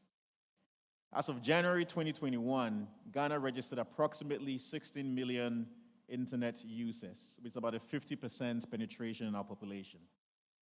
But this is up from 10 million 2 years prior, which was a 30% penetration into our population. This rapid increase in the percentage of the population using the internet in the West African country, or in this West African country, has by its own right become the reference for digital development in West Africa and Sub-Saharan Africa at large. The rapid growth of the internet adoption in Ghana is fueled by significant and sustained investments in network infrastructure, policy advancement, and innovations introduced consistently in a stable economic and political environment for several years. These advancements have further been fast-tracked by the COVID-19 pandemic, which in our estimation has brought forward digital evolution by a good 3 to 5 years, leading to faster growth in demand for digital services than new capacity is being introduced, a situation we refer to as a data capacity deficit in Ghana, where demand for data services is outpacing the supply of capacity to provide internet services. This has undoubtedly put enormous pressure on our existing infrastructure and begs various interventions to continue to serve this growing demand. While the pandemic hit Ghana's economy hard, like many other countries, we have seen an unprecedented surge in the gig economy. Online-based service providers have popped up in every corner, fueled by the entrepreneurial spirit of young Ghanaians. In short, ICT is now the de facto enabler of Ghana's economic development, and perhaps the reason His Excellency the President seeks to establish the fundamentals of the Ghana economy on digital pillars. One thing the pandemic has also laid bare is the ubiquity of a digital divide in the country. Despite the surge in online traffic and data consumption and the accompanying investments in network capacity and expansion, zero rating of educational portals, and several other initiatives, there are still some who cannot access the internet today. The challenge for us as an industry is clear, and there are 5 priorities I see for us as an industry to pursue in the coming years. 1, accessibility. We need to connect everyone, everywhere you go, and solve the issue of affordability that continues to prevent access by many. Number 2, on the topic of affordability, a competitive ICT sector that delivers consumer choice, low prices, and good coverage. 3, quality on demand, fast broadband access capability, and features to adjust speeds to pricing for consumers and businesses. 4, favorable regulatory environment, an ecosystem that supports digital innovations and online commercial activity, and a sustainable telecoms industry with the ability to invest in new innovations such as 5G. 5, delivering on the digital dream, an industry that can support government's vision of a digital Ghana and consequently increasing shared value and revenue to government. To achieve all of this, several partnerships or partnership opportunities exist. The Ministry of Communications and Digitalizations is embarking on an ambitious national broadband infrastructure development program for the ICT sector, with a special focus on providing total connectivity to the unserved and underserved communities across the country. As part of this, there is a strategic partnership between operators and government on the National Rural Telephony and Digital Inclusion Project, where operators are in the process of progressing bilateral agreements and technical configurations to kickstart national roaming. This initiative will lead to a shared infrastructure environment and ultimately reduce the total cost of operation for the industry. MTN is very supportive of this, as network as a service is one of 5 pillars in our new strategy under Ambition 2025. National roaming falls into this pillar, and we're excited about what lays ahead. I assure government of our full support for this initiative. Along the same lines, we're optimistic that government will liberalize spectrum regulation in the country to allow spectrum sharing and trading amongst operators, in addition to the highly anticipated unified access license regime that would further restructure the cost basis for operators and support promoting a healthier industry for the future of telecoms in Ghana.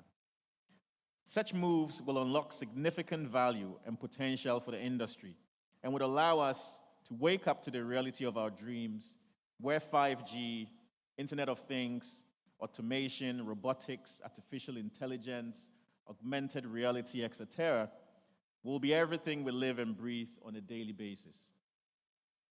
Priority for you as it is for us. We see the relevance of the Ghanaian economy underpinned by its progress, private sector efforts, in these, coverage and capacity everywhere you go. Ghana is very well placed to be a center of technology excellence in the African and West African regions, and our geographical position, our advancements in driving a digital economy, and support the ever-increasing demand for internet services, and have invested in partnership with several other players such as Google, Facebook, Vodafone, in the 2 Africa Submarine cable project, which we hope to land in Ghana in 2023. This project boasts a length of 37,000 kilometers of fiber and optical fiber for the 2 Africa Submarine cable, which will link up Western Europe with the Middle East through 16 African countries, including Ghana. This forms part of MTN Group's efforts to facilitate a healthy internet ecosystem by enabling additional internet capacity and faster internet speeds at lower cost for the deployment of technologies such as 4G and 5G for the benefits of millions and millions of Ghanaians and businesses alike. This could mark a significant milestone for the ICT sector and forms part of a broader plan from the government to establish Ghana as a leading center of ICT innovation in sub-Saharan Africa. We look forward to the continued collaboration with the Ministry of Communications and Digitalization and the National Communications Authority as the partner to bring these plans to fruition. Ladies and gentlemen, His Excellency the President Nana Dankwa Akufo-Addo recently said that digital platform systems and technology will play crucial roles in the success of the African Continental Free Trade Area, and I couldn't agree more. At MTN, our revised strategy, Ambition 2025, is thus anchored in building the largest and most valuable platform business with a clear focus on Africa. The largest expense incurred when deploying networks is typically that of laying passive infrastructure, such as ducts and poles, and utilizing bigger operators' platform as a service can reduce the rollout time, the costs and disruption, while supporting market entry from alternative networks. As mentioned earlier, this is an integral part of our Ambition 2025 strategy under the Network as a Service pillar. Platforms like mobile money have also opened new opportunities for startups with the introduction of interoperability and the Payment Systems and Services Act. Imagine a digital Ghana flooded with a myriad of startups from all over Africa seeking to build new African solutions to serve African and Western consumers from an ICT hub in Jamestown or Nandom.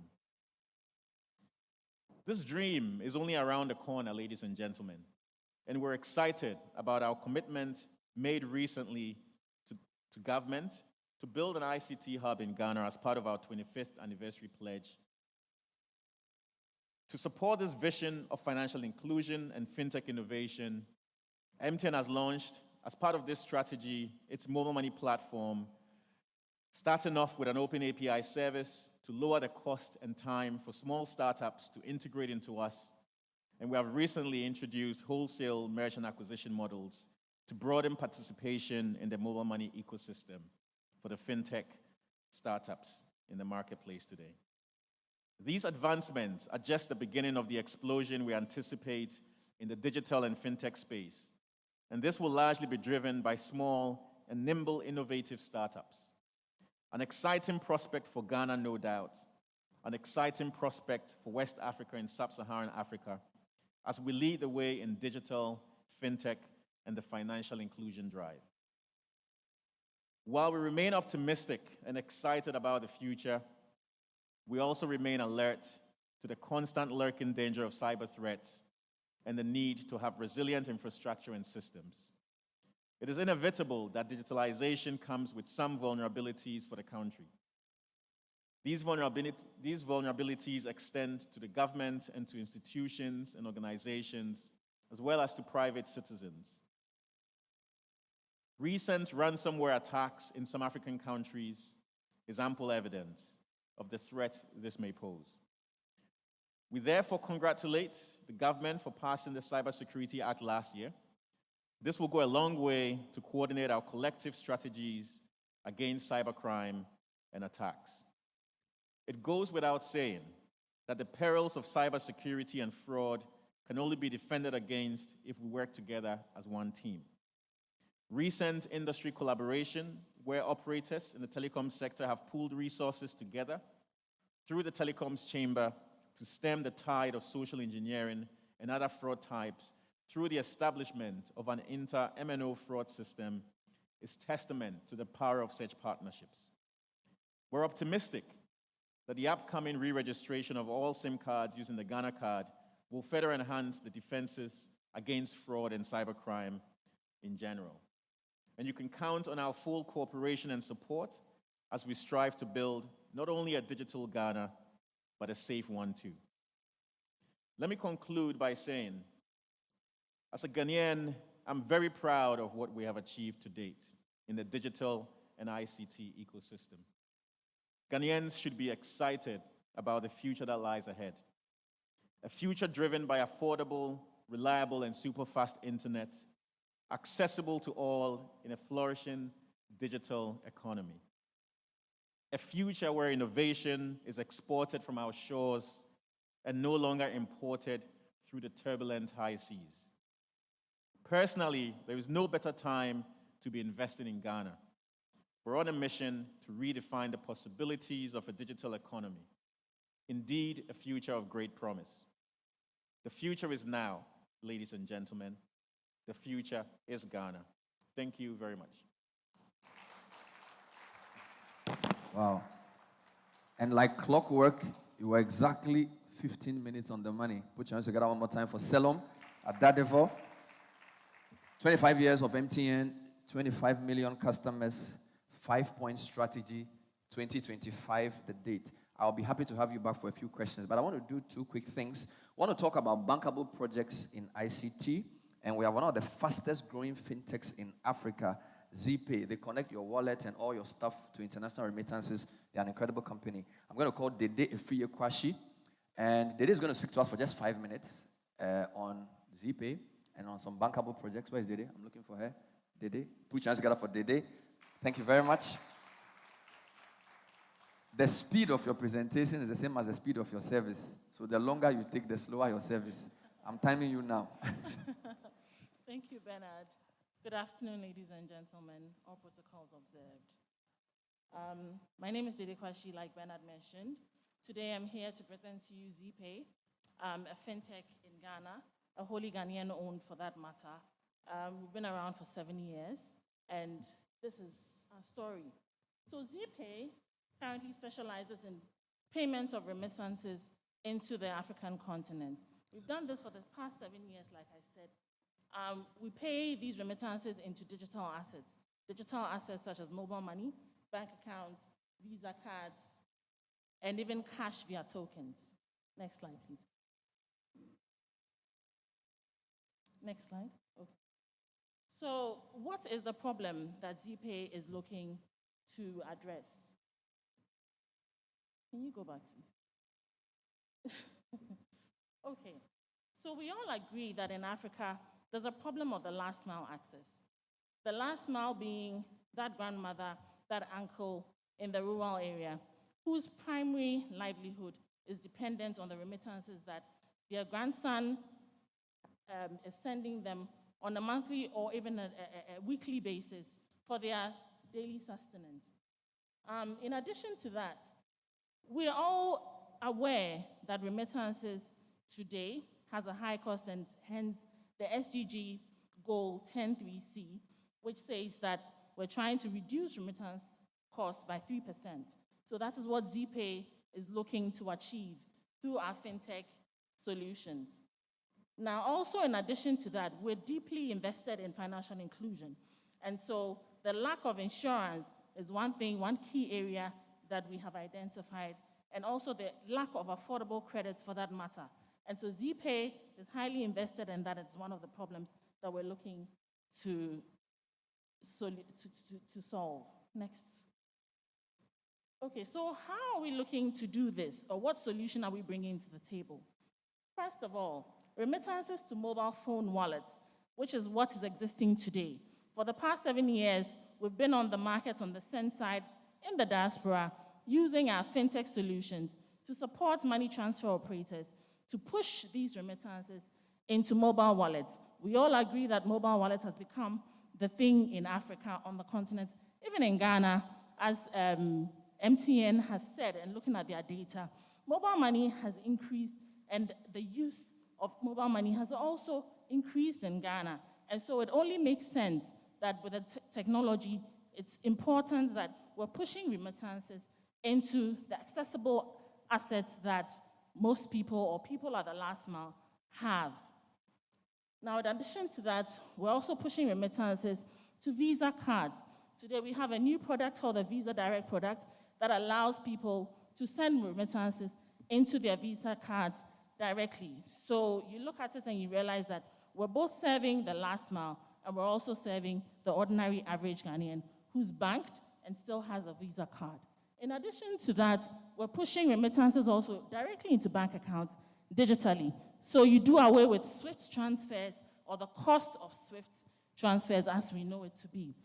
In addition, we're doing beneficiary insurance. What do I mean by beneficiary insurance? Today, remittances are being sent, like I said, to beneficiaries in the country. Now, these beneficiaries now stand the chance of accessing financial services such as insurance.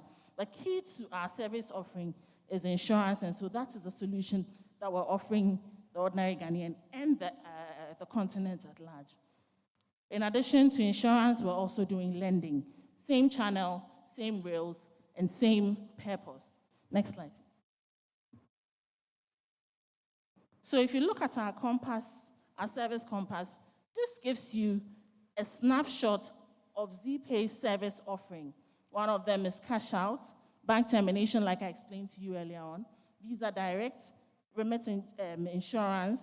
Now we also have billers. From one end, you're able to make payments. So even if you're in the diaspora, you're now able to make payments for your bills, for your family members back home. In addition to that, we're able to offer international airtime.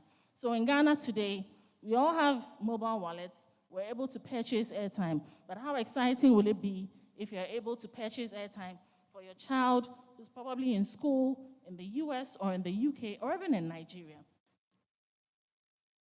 We're also able to now terminate remittances onto ATM. A lot of you might be familiar with pushing your domestic mobile money transactions onto the ATM or redeeming your mobile money at the ATM.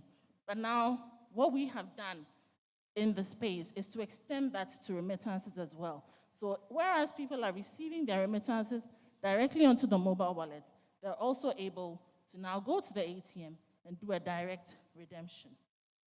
Next slide, please. Okay, so now this is our business model at a glance. We call it the VH2 model. We call it the VH2 model. What do I mean by VH2 model? Today, we understand that as a company, our core is remittances. Remittances would be that funnel or the vertical where funds are coming into Africa. We've heard earlier on in the day the statistics that have been provided of remittances that are coming into the country. Today in Ghana, $3.5 million is the figure. But how exciting is it that we're able to leverage these remittances? And that's what Zpay, or that's the direction that Zpay is going into. So essentially, receive the remittances through the diaspora, the different channels that we have been able to collaborate to achieve, i.e. the MoneyGrams, the Small Worlds, the RIAs that you've heard of. We're able to receive those remittances through our own switch, and then we can now disseminate into the different channels, one of them being the bank accounts, wallets, cash, ATMs, like I've mentioned earlier on. So that's a snapshot of our VH2. Okay, so as a company, this has been our traction as of May 2021. We have a total of 2.4 million remittance receivers so far. We have a distribution by gender, 60% being women, 37% being men, 3% being 18 years and under, and 900,000 mobile money subscribers. As you're all aware, or if you're not aware, we're lucky to be awarded a license by the central bank. And so we're also able to offer mobile money services. Now, we operate currently in 20 African countries. This is on the remittance front. And so we're able to push money into these 20 African countries. Next slide, please. So this is a snapshot of our achievements over the period 17, 18, 19, 20. I'm not going to stay here for too long, so next slide. Okay, so this is the team that's making all these wonderful things happen. Andrew Techiapia, who's the managing director and co-founder, myself, our treasury team, our compliance team, Sam. Next slide. Our facilities, products, 2 product managers, one on mobile money and the other on financial institutions, insurance, and in financial inclusion. Next slide. Thank you very much. So currently, as I stand here before you, we're here to raise $50 million to complete our VH2 agenda, as I have given to you in a snapshot. Thank you very much. Wow. Just like that. $50 million. Hey, Dede, put your hands together for Dede. I believe there's a day coming after this presentation. Somebody can say, just take 100 million. You are talking too much. Just take 100 million. How many of you believe with me? That was a great presentation. Well done, Zpay. Put your hands together one more time for Zpay. I'm going to bring up also from the Henny app, Benga Fola Alade, to give us some insights into this fantastic app. And then we'll have a quick chat with all three. Please, where's Benga? Put your hands together for him. Same remit. The longer you spend, the shorter your questions. So please be fast. Thank you. Don't worry about that. Hi, I'm Benga from Henny. Ordering in food in Ghana is a struggle, from inefficient call orders to poor delivery services to a lack of variety in food options. It's clear that this industry in Africa is in dire need of technology innovation. And with the rising trends of international food delivery brands in Ghana, It's testament to the fact that consumer behavior is slowly switching from traditional core orders to more digital platforms. Next slide, please. Next slide. The Henny app comes in the form of an Android, iOS, and a web application, and it has been uniquely designed to help diners discover their taste preferences through our on-demand dining services, catering orders, and fine dining digital reservation services. Next slide. In addition, we enable brick-and-mortar restaurants become more efficient through our digital marketing platforms, sales analytics, order management, and product management features. In addition, we provide our restaurants with access to wholesale agricultural produce through our strategic partnership with agro off-takers. Next slide. Next slide. In addition, we recruit our riders from the rural parts of Ghana, providing them with financial stability, industry-relevant logistics training, and an opportunity to work in the metropolitan. Next slide. To go to market, we ran a refer and end campaign where we utilize word-of-mouth marketing in order to establish social proof. And in about 3 months of operation, we've been able to acquire 1,000 customers. Next slide. We've been able to acquire about 1,000 customers with 1,400 orders with a 30% month-on-month growth rate. Next slide. Through our research, we identified that our users feel like some of our competitors are focusing on big restaurant brands and have a rather short delivery limit distance. So we decided to give our product a competitive edge by focusing on cloud and Instagram kitchens while reducing our delivery limit distance. Next slide. In addition, we help our restaurant partners offtake perishable meals during closing hours by offering these meals at discount to our diners in a bid to maintain sustainable production and consumption patterns. Next slide. Our diners express that they are most impressed with the aesthetic of our user experience, while our restaurant partners say that our sales analytics feature give them actionable insights on their restaurant's performance. Next slide. Henny has raised a pre-seed venture investment of $100,000 and has been able to launch in Accra and establish product market fit for a working class population in metropolitan areas. We aim to raise funds to strengthen our logistics infrastructure, sales, marketing, and order management features. Next slide. This is the amazing team behind Henny, and we hope you've enjoyed our pitch. Wow. Stay right up there. Are you done? Yes. Forgive me. Please put your hands together one more time. Stay there. Dede Selon, please join us. You didn't tell us how much money you were looking for. I didn't hear. $200,000. Please come up. Let's have a seat. Let's have a chat. So I have a couple of quick questions. That was a great presentation, by the way. I loved it. Thank you. Dede, please have a seat in the middle. I don't have any money to give them, so you need to help me with the questions. If I had money, I'd do it. But a couple of things. MTN has been very successful in Africa where others have failed. And I'm told Ghana is one of the jewels in the crown because you do so well. What has made MTN so successful in Africa, and what has made Ghana so unique? Selom. Oh, they haven't even... Oh, they've masked your mic. Wow, beautiful. So go ahead, just speak through the mask. Double mask. This is the first time I'm seeing this. This is such a good innovation. Please make sure his mic is on. I've never seen a mic masked in my life. Amazing. Diaspora. Wow. He's struggling with this. I need some help from the technical guys. In the meantime, if there's a very pressing question, let me know because we have 2 mics in the middle. We'll take them as well. We'll do real estate as well, so please don't go away. We have lots of questions coming. Shalom, yes. Thanks for the question. Let me start with what's made Ghana successful. There are a number of things. This is something that I asked myself before I joined MTN about 3 years ago. And the first thing I thought about when I first joined and I observed was this consistent spirit of wanting to win.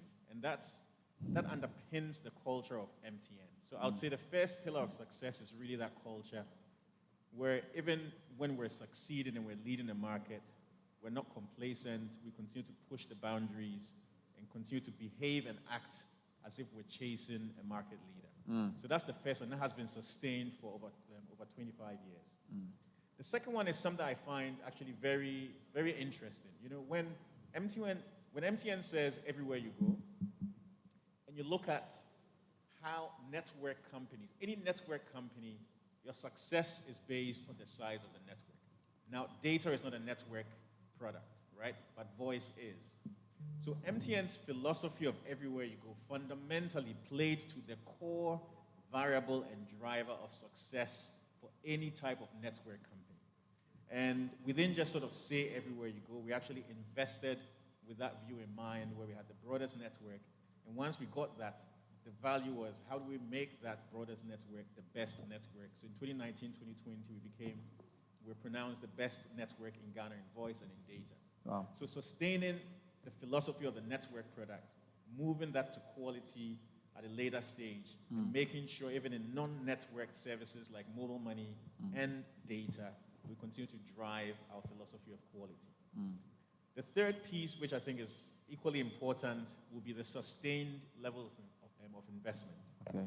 Now, telecoms is a capex-intensive industry, and there is no other way to continue to drive business growth without investment.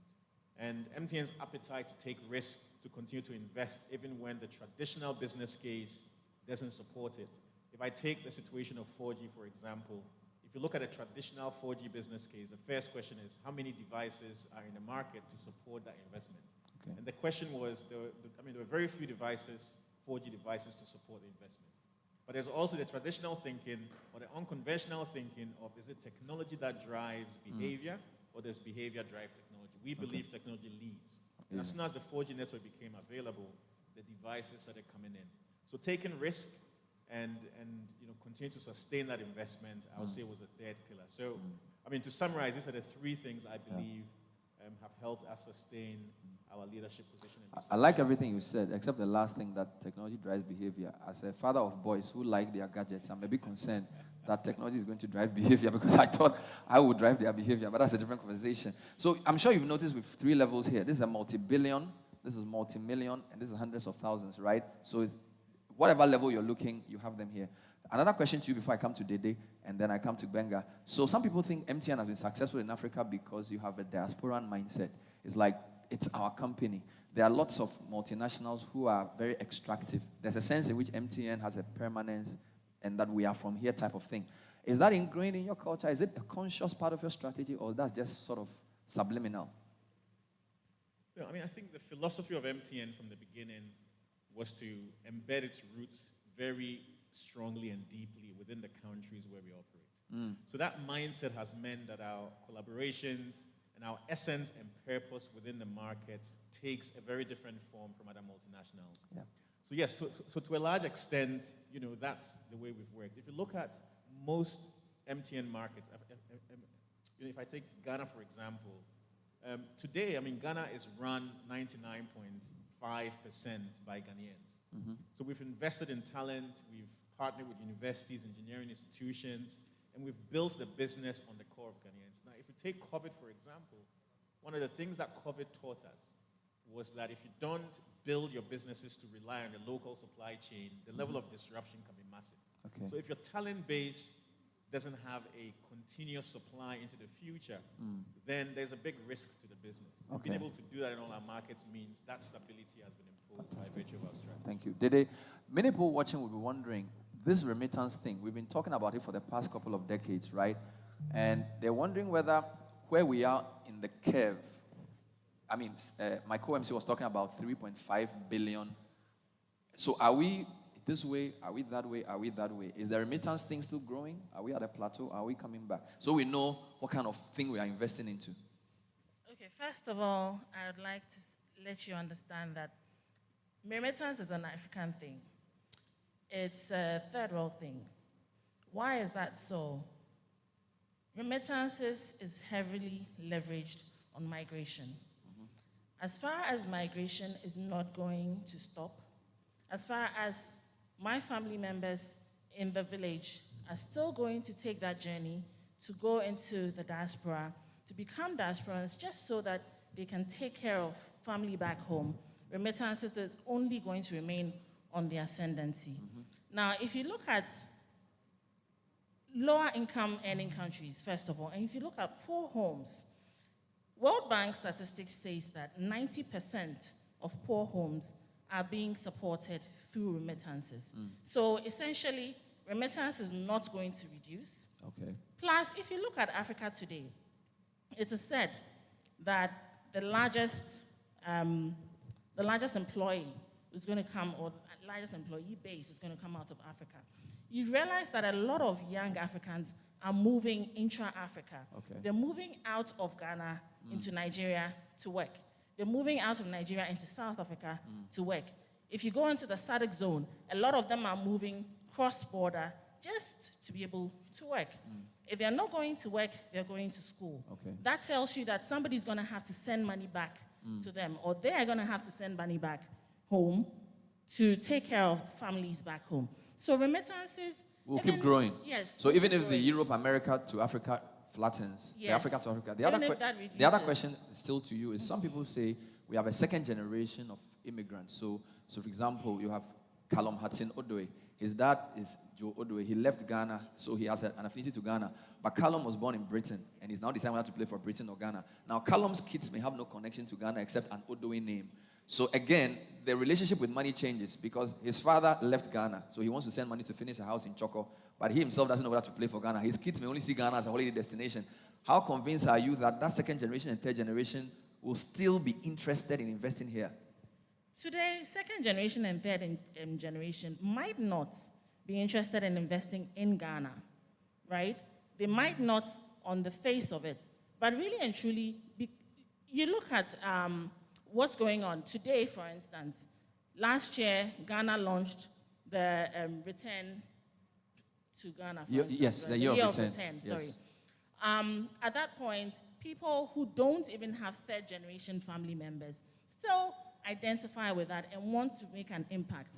For the most part, a lot of people at some point are going to want to go back to their roots. They're going to want to impact their roots. That's on the first level. Yeah. Now, the second thing is, yes, first, second, third generation, they're gone. But like I said, migration is still happening. And so there are other layers of migration that are very removed from that third or first 3 layers of generations, right? Wow. But then there's a new layer that's going to emerge. And so for another 3-4 generations, you have people who still want to impact their homes. I'll ask about expansion plans to Africa later. Benga, great presentation. Just a quick thought. So you do a lot of things. I noticed you started with food. So in terms of the delivery side, is food the fastest growing and the most important at this time? Yes, at the moment we are trying to focus on on-demand service, where we're trying to cater for diners who want to eat meals, within the hour, basically. So we're partnering with restaurant brands who provide these services. But in order to make our product a bit unique, we're not just doing food delivery. We're also venturing into other features like catering services and fine dining services, because we realize some restaurants don't just want to send their food over with a bike. They want customers to experience the whole restaurant brand and the service that they experience. So we're also providing that service for them. So generally, Henny is just like trying to be the technology part of the restaurant industry in Africa, and enabling them to achieve their goals, basically. Like that. Couple of things. I see a tension. On one hand, rapid urbanization means that the potential for your business is high. I was in Kumasi last 2 weeks, and Ejisu is now Kumasi.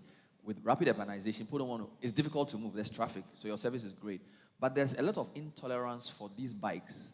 Okay, like Mayor of Accra, Minister of Greater Accra, says, look, a lot of these guys, robbers, criminals, are using this type of thing. So how do you assess the outlook on the basis of the potential because of urbanization, but the negative connotations and the risks, so that people on motorbikes get so many accidents? Young professional people don't want to ride motorbikes because they will look like riffraffs. What does that mean for your business going forward? Yeah, to handle that, because we're a technology company, we're also always looking at technology as the solution. And we realized that this is definitely a risk in our company.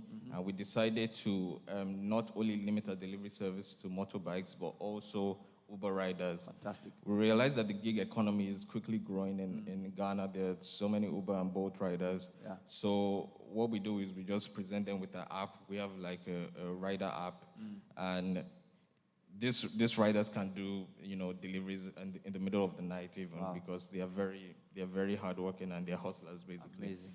So we try and mitigate that risk. We know with diversifying our delivery services. Final question. Your question. It used to be voice, it's now data. Is Momo the new data? No, Momo is not the new data. I think Momo and data are going to continue to grow cheek for cheek for a very long time. Okay. If you think about the access into the digital ecosystem, data is really that. But then to facilitate transactional activity within that ecosystem is where more money fits in. So the two of them are going to go hand in hand. So Momo and data are going neck to neck. That's a good headline right there. Cheek to cheek. I love that. Dede, my last question to you. Where's the money going into? Because my next segment is real estate. And I'm hoping you'll tell me that a lot of the money coming down is going into real estate, so my work will be easier. Please don't burst my bubble. Because where you sit, you know where the money is coming from. You know which wallet is going into and all of that. Is real estate still the most important investment for diasporans? Yes, absolutely. Like I said to you, a lot of them, and really the narrative is that a group of or a clan have come together, sold their property anyways, to fend or to pay for your tickets and, organize you to be able to go into the diaspora to come back or to take care of home. Yeah. Now, one of the key things will be to replenish those resources that have been sold to support you. Yeah. One of them would be to purchase a land, to build a house. So if you go to remittance enclaves, that we call them, like Brekum, you realize that there are a lot of beautiful houses being sprung up. Nice. I know a gentleman in this room who told me himself that he was in the diaspora for several years, I think 30 years or so. Okay. And all his properties were built out of remittances. Yes, remittance, real estate will continue to be a key remittance funder or I don't know what word to use, but yeah, it would be a resource. Remittance would be a key resource for building remittances into Ghana. And Benga, finally, how do I get the app? Is it the same name for both the Google Play and the App Store? Yes, so you can just search Henny, that's Heny, on the Play Store and the App Store, and then we also have a website. All right. Please put your hands together for the panel. Thank you very much indeed. I didn't take questions because of time, but they will be here throughout. You can speak to them. We want to move quickly to the next segment. And thank you very much. And Dede has given us a nice segue into the next round. We'll be speaking to three people. Neil Oku, this is an amazing story. There's a short video to introduce Neil. And he's going to talk about, I like the topic, tailwinds and headwinds, navigating real estate in Ghana. Please put your hands together for Neil. Where's Neil? Oh. Please, we have lunch for you. Put your hands together. Come on. Fantastic story, Neil. Look forward to hearing you.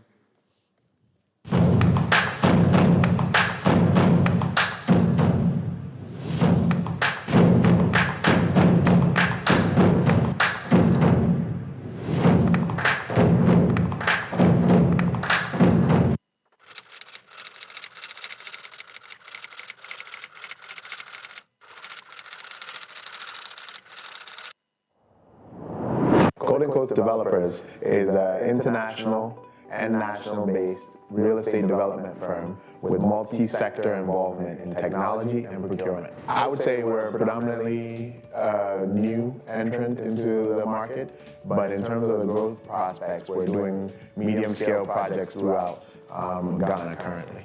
I was predominantly in America for about 12 years, working on Wall Street. I was at the top of, I'd say, the financial sector when it came to my work arrangements. But what really called me about the African story was I wanted to be a part of the new growth prospects. I wanted to be a part of the ground build-out for all things that were going forward in Ghana and Africa at large. So I decided to come back in 2017, and initially we kicked off our real estate portfolio, but we've gotten ourselves into a few other things as well. And there's nothing more real than real estate, so that was what drove me to step in the arena. We really came in looking to do the home automation, the smart features, and that was something that was not traditional. We've infused technology in our overall platform. So our goal was to ensure that when you live in a house, you have more than just the walls around you. You can experience the home, you have sensory, you come home, the mood is set. All of those characteristics are very acclimated to the new modern way of thinking. We're not only doing residential, we're not only looking at luxury, we're branching out into overall redevelopment schemes. We're talking about markets. We're looking to build out large-scale shopping complexes that would really give broader opportunities to people in Ghana and in Africa at large over time. In our portfolio, we have direct staff, about 35, and hundreds of people working for us on our various site projects currently. And I think it's very important that you create these opportunities and you manifest your dreams, your life in other people's goals as well. All of our previous investors, buyers, have been very, very happy with the output that we've been putting out there. And I've seen over a very short period of time, the 3 to 4 years we've been in operation, constant engagement with the folks that we are currently affiliated with. And our project portfolio has grown because of this. For the GIPC registration and the overall involvement with GIPC, it's really just getting us woven into the fiber of the business community and looking at it as a framework to leverage not just incentives and different initiatives that come down the pipe, but also to be knit into the family and the network, as well as the databases that GIPC has. It's a wealth of information. And all of that, the key to operating in Ghana and Africa at large is being able to access information. I would say the best decision that diasporans can make is to really follow their calling. And if something has woken them up to the opportunities that exist in Ghana, on the continent, they should really look at it, plan it out, sequence it, but definitely engage themselves in that. There's nothing that I think would drive me to go back and work in the corporate structure and look at how the world is positioned today, when I can actually build that for myself in Africa. And Ghana itself has given a wealth of opportunity to set up businesses, to register and have people associated with you that are as driven as you are. And I think everything a diasporan will be looking for creature conveniences, over time will be here. So why don't you come and be a solution rather than looking at the problems that don't exist or do exist? Being a diasporan myself and having been in Ghana for only a number of years, it's the best decision that I ever made for myself. I'll never look back and say I didn't take a risk, but that risk has paid off, and I'm very, very happy about that. Alexa, turn on the lights. Okay. Alexa, turn on TV. Okay. Alexa, open the blinds. Okay.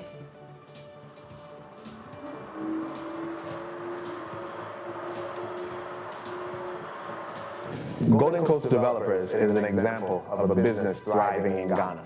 It hasn't been easy, but we've really found our footing, and we're doing this for ourselves. So I call on all diasporans to grow in Ghana and grow with Ghana. I wasn't clued in that the video would be played, so Alexa, can you beam me somewhere else? Because thank you guys.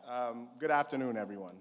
I'm going to tell a story rather than do a presentation or anything of the sort, because I think it's very important as a diasporan to hear someone who's come back to Ghana and some of the struggles we faced and overall the kind of feeling you get when you are able to make that kind of move, okay?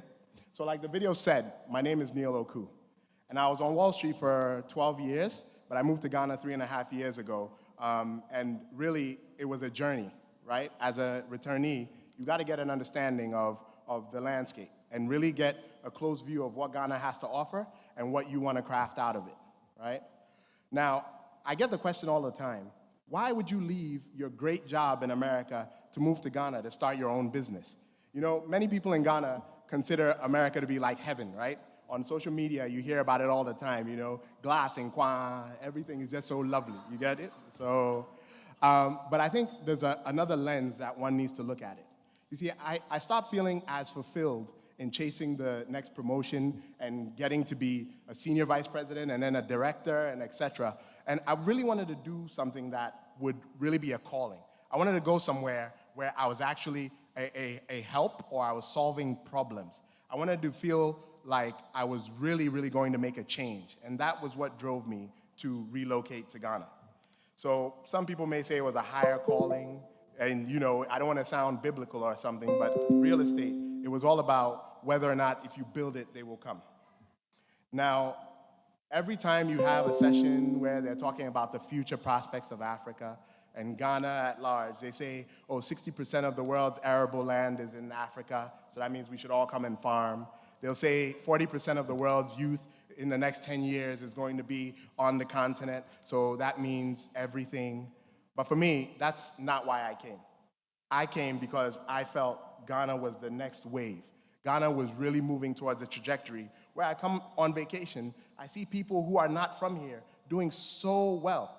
And if I've contributed in another person's country and I've been able to really make a good, you know, opportunity of myself, then what more could I fulfill for my own people, right? And you don't have to be a Ghanaian to feel the centric of the innovation going on in this place. I think everyone who stays in this country, not even a day, will realize that things are going in another trajectory that no one ever thought many years ago. Now, the question of why Ghana, I think it goes a very, very long way, and we have to look at it with substance. You see, don't get me wrong, it hasn't all been roses.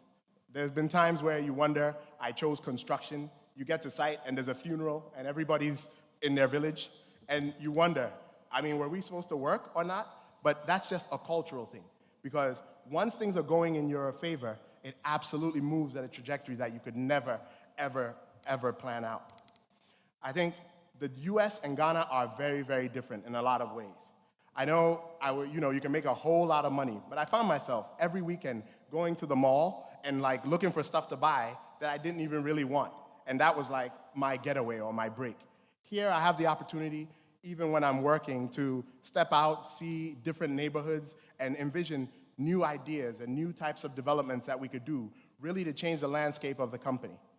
And I think really driving it forward as a diasporan message, it's not just for diasporans, it's for all un-indigenous Black people everywhere in the whole universe. I think you guys really need to look at the options of really developing for yourselves.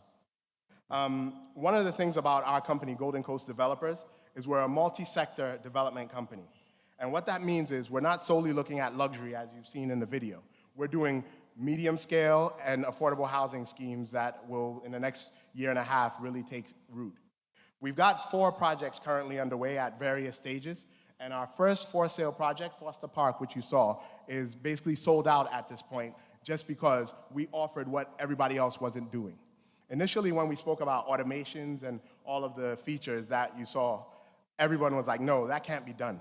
You know, the internet here is sporadic. I don't want to say anything because MTN is here, but they've supported us significantly. And I think where we've gotten to, it's testament to what can be achieved on the continent. So all the things that you see on TV, the Africa story is all about, little children and 12 cents a month and the rest and all of that. But in actuality, I think very soon we're going to be sending 10 cents to America and Europe to really, feed the nations there, right?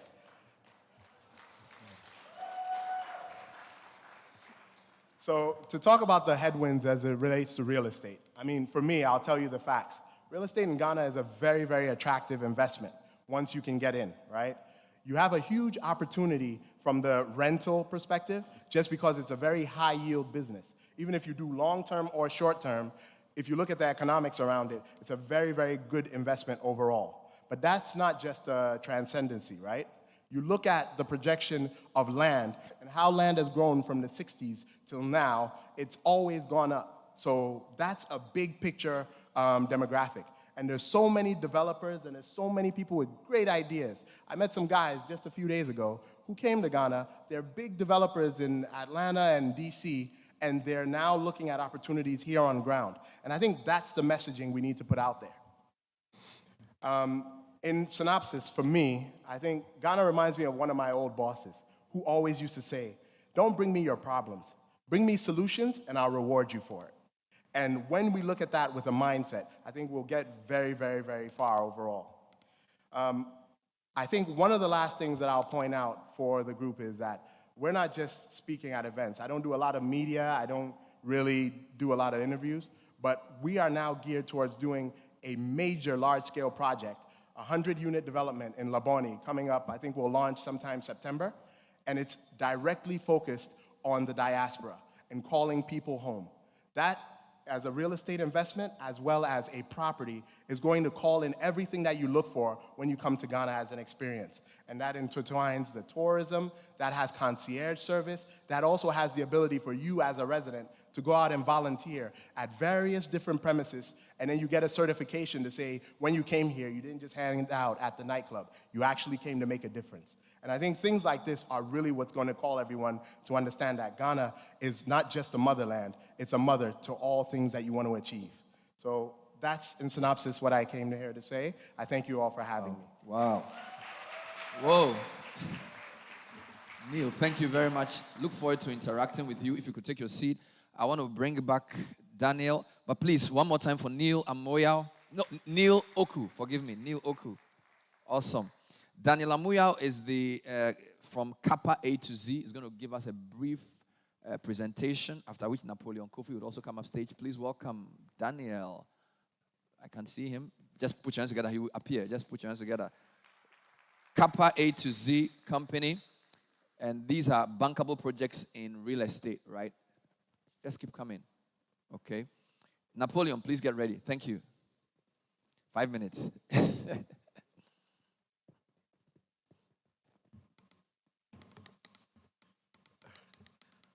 All protocol observed. I'm a consultant to Kappa A to Z Limited, and I'm here to present to you an opportunity to invest in the construction of 100,000 affordable housing projects in Ghana to complement government's intervention to provide a habitable abode for public servants.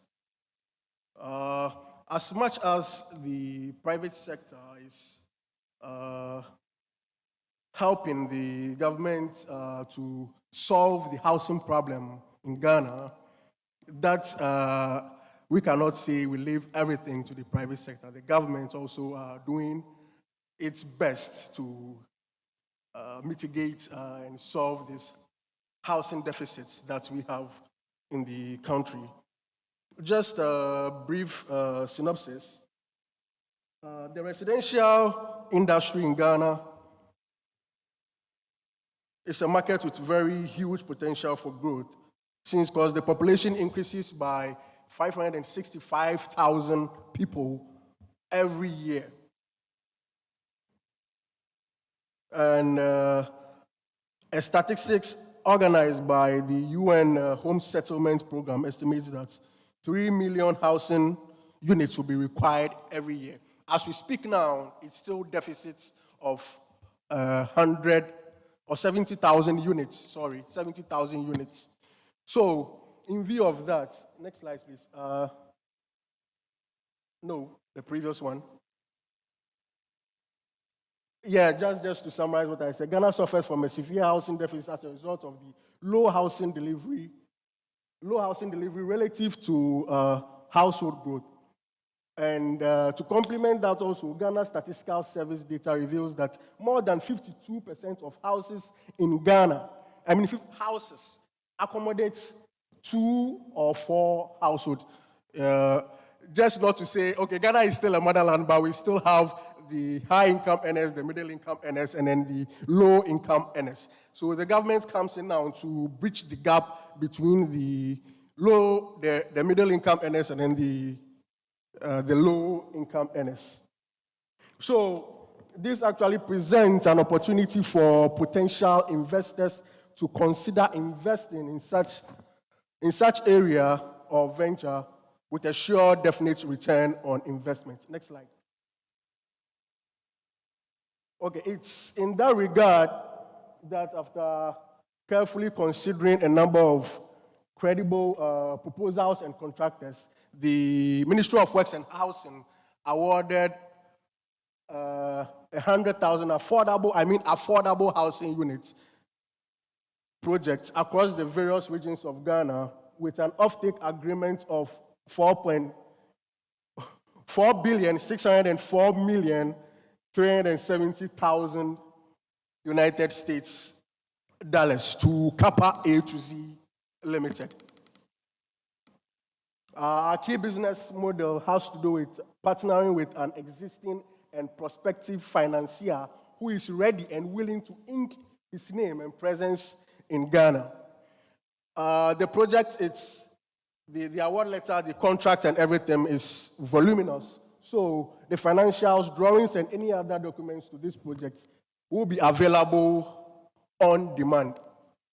So the contract has already been awarded to solve the housing deficits that we have in Ghana. And we're looking for, it was supposed to start 2020 before the unprecedented COVID came and we had to just draw back a little bit and then revisit it this year. So we're looking for investors to come in and partner with us to help solve this menace of housing problems that we have in Ghana. Affordable housing is not, affordable does not encompass just the housing structure alone, but it covers a broad spectrum of all the, environmental factors that make the housing comfortable for people to live in.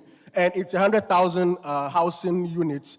The site has already been given by the government. The drawings and everything is available, comprised of the 60,000 3 bedrooms and then 40,000 2-bedroom housing units. So we're looking forward for investors to come in and then assist Kappa A to Z to complement government efforts to solve the housing menace. Thank you very much. Thank you very much, Daniel. Wow. Never judge a book by its cover. You know, he was like, oh, something, as if he was joking. 4.6 billion. Share. You are wild.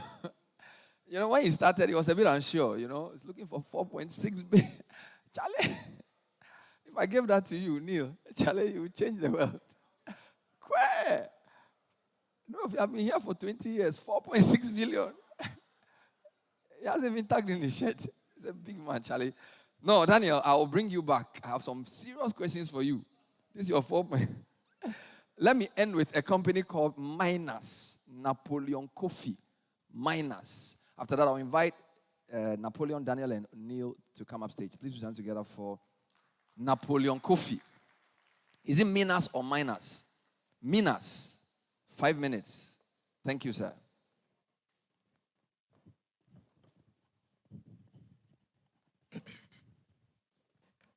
Thank you. Good afternoon, everyone. It's a tragedy that a booming industry such as real estate in Ghana has not been able to leapfrog into the digital landscape. More worrying is the lack of investment within this space. Next slide. Next slide. Next slide. Well, Minas is here to provide a way out. We are a digital real estate investment platform that seeks to provide both institutional and private investors the opportunity to invest in real estate projects of their choice. The platform is a safe, secured, and cost-efficient way for investors to jump on the property ladder and start to build wealth through a diversified portfolio of quality assets. Next slide.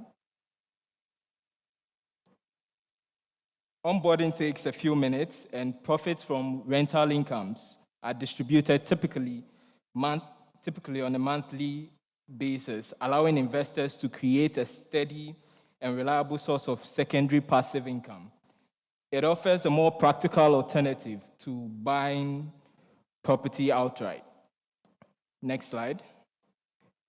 Since the experience is entirely online, it is transparent and hassle-free. From our inception, we've had significant interest from developers, over 100 developers eager to list their projects on our platform. We are in discussions with strategic partners and regulators here in Ghana. We also have, next slide, please. We also have set our sights on the Indian and Gulf market for expansion. Next slide. We are a dynamic team spanning critical areas focused on the agenda of building the future of real estate investment in Ghana. Next slide. Minas as a business makes money via a subscription model. We sell fund packages. We also make money via earnings. We also provide ongoing support and advice. We also make money through marketing and advertisement. Next slide. Our goal is to make in excess of $7 million within the first 3 years of operations, with an exit strategy of acquisition between 5 to 7 years of existence. Next slide. We are seeking to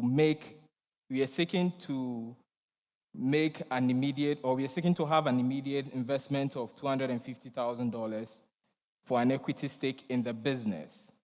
Next slide. Okay, let's maintain this. Please go back. Minas will use the funds to enhance and scale the platform by introducing exciting new products and features, invest in sales and marketing, and to grow the current team size to execute on the company's ambitious goals in technology innovation, property sourcing, product development, and operational excellence. We believe that Minas will create the online engine that will allow investors access to different property types and projects in Ghana and within the sub-region. We are poised to become the investment channel of the future. My name is Napoleon Kofi, and thank you. Oh. Napoleon, thank you. If you could sit in the seat to the extreme right, facing the audience.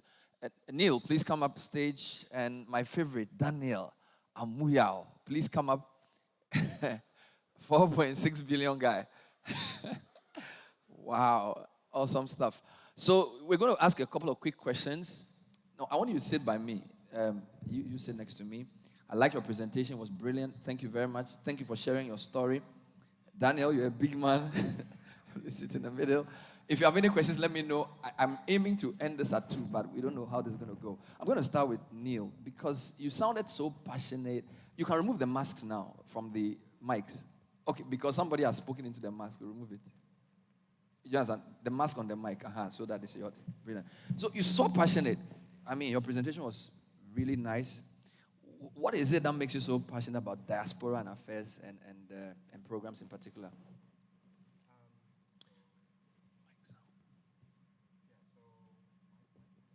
Is it on? I think it's on yes, now. It's on, yes. All right. Great question. For me, it's because of what I've seen in my own experience that looking at the diaspora story and how Africa and Ghana specifically is growing from that momentum, that really draws me to tell my story and see how we can affiliate on a broader purpose. You see, I think everyone who's outside of Ghana, if they actually took the time and used an active view of what they want to do, come in, spend a week or 2 to identify opportunities, it would really, really move a long way in terms of development for the continent as well as the individual themselves. You know, I think we should look at programs where, you know how Jewish people go back to Israel as a part of religious observance, and we have Muslims go to Mecca just, you know, to pilgrimage. Pilgrimage as a testament of their religion. I think black people across the world, as well as diasporans, either from the soil or inherited of the soil, you need to take a pilgrimage of that sort and actually come and feel what we are actually experiencing on ground. I mean, let's take a think on it. Imagine if you didn't know where your hometown was. Would you be the person that you are today? I think things that are happening in Southside Chicago and all these, you know, different sad things that happen to all of our brethren across the world, we'd see a very big solution. A lot of improvements would come if we actually focused on bringing people back to the continent. You came back 3.5 years ago, right in the middle of that COVID hit. Okay, so your presentation was great. I didn't see how COVID affected your business. Just talk to me a bit about that. Okay, so I think COVID in itself, when we had inkling that the pandemic was coming, immediately I was like, oh, we're done for. Who's going to come and purchase properties and there's lockdown? Who's going to actually come and even see the property to make an investment, right? But surprisingly, I think locally, everyone realized that you can't just get up and travel like before, and you can't end up in Switzerland and the rest. And people found a need to actually enjoy where they are. And what we did, which gave us a competitive advantage, is we don't just build 4 walls, right? We give you a full experience. You need to be able to enjoy your house. You need to be able to interact and not be bored. I mean, literally, you can talk to Alexa when you're like, read me a story. Yeah. And things like that really, really drove us. I mean, I'll be honest with you. We sold more units during and after COVID than before. Serious? Absolutely. During and after COVID than before. After COVID than before. It made people start thinking about eternity. That is where it is. So they had to buy houses. Amazing stuff. I'll come back to you on what's next for Golden Coast. I just want to come to Daniel. Because of 5 minutes, I know you rushed through the presentation. I just want to understand the 4.6 billion opportunity. Are you saying you've been given 4.6 billion, so you need somebody to come and match it, or you're looking for 4.6 billion to do affordable housing? Can you explain the opportunity properly? Okay. It's a contract that was after a rigorous vetting, went through rigorous vetting with Ministry of Works and Housing. The contract was awarded to Kappa A to Z. Kappa A to Z. To build 100,000 units. 100,000 across the various regions in Ghana. At the cost of 4.6 billion. 4.6 billion. Is the land ready? The land site and everything is ready. The only thing they don't have is money. So we should bring the 4.6 billion cedis. It's Jesus. It's dollars, not cities. You're no kidding. Yeah. $4.6 billion. Yes. I'm not so saying it's like 22 billion cedis. Okay, let me just allay your fears. I'm not afraid. I'm excited. No, you are. Jesus. $4.6 billion. Wow. Yeah. As much as it sounds huge, yeah. The project is being implemented through a mortgage scheme to be signed between the project developers, the partners, and interested mortgage bank. And the off-taker agreement that has been given by the government, it's for the public servants.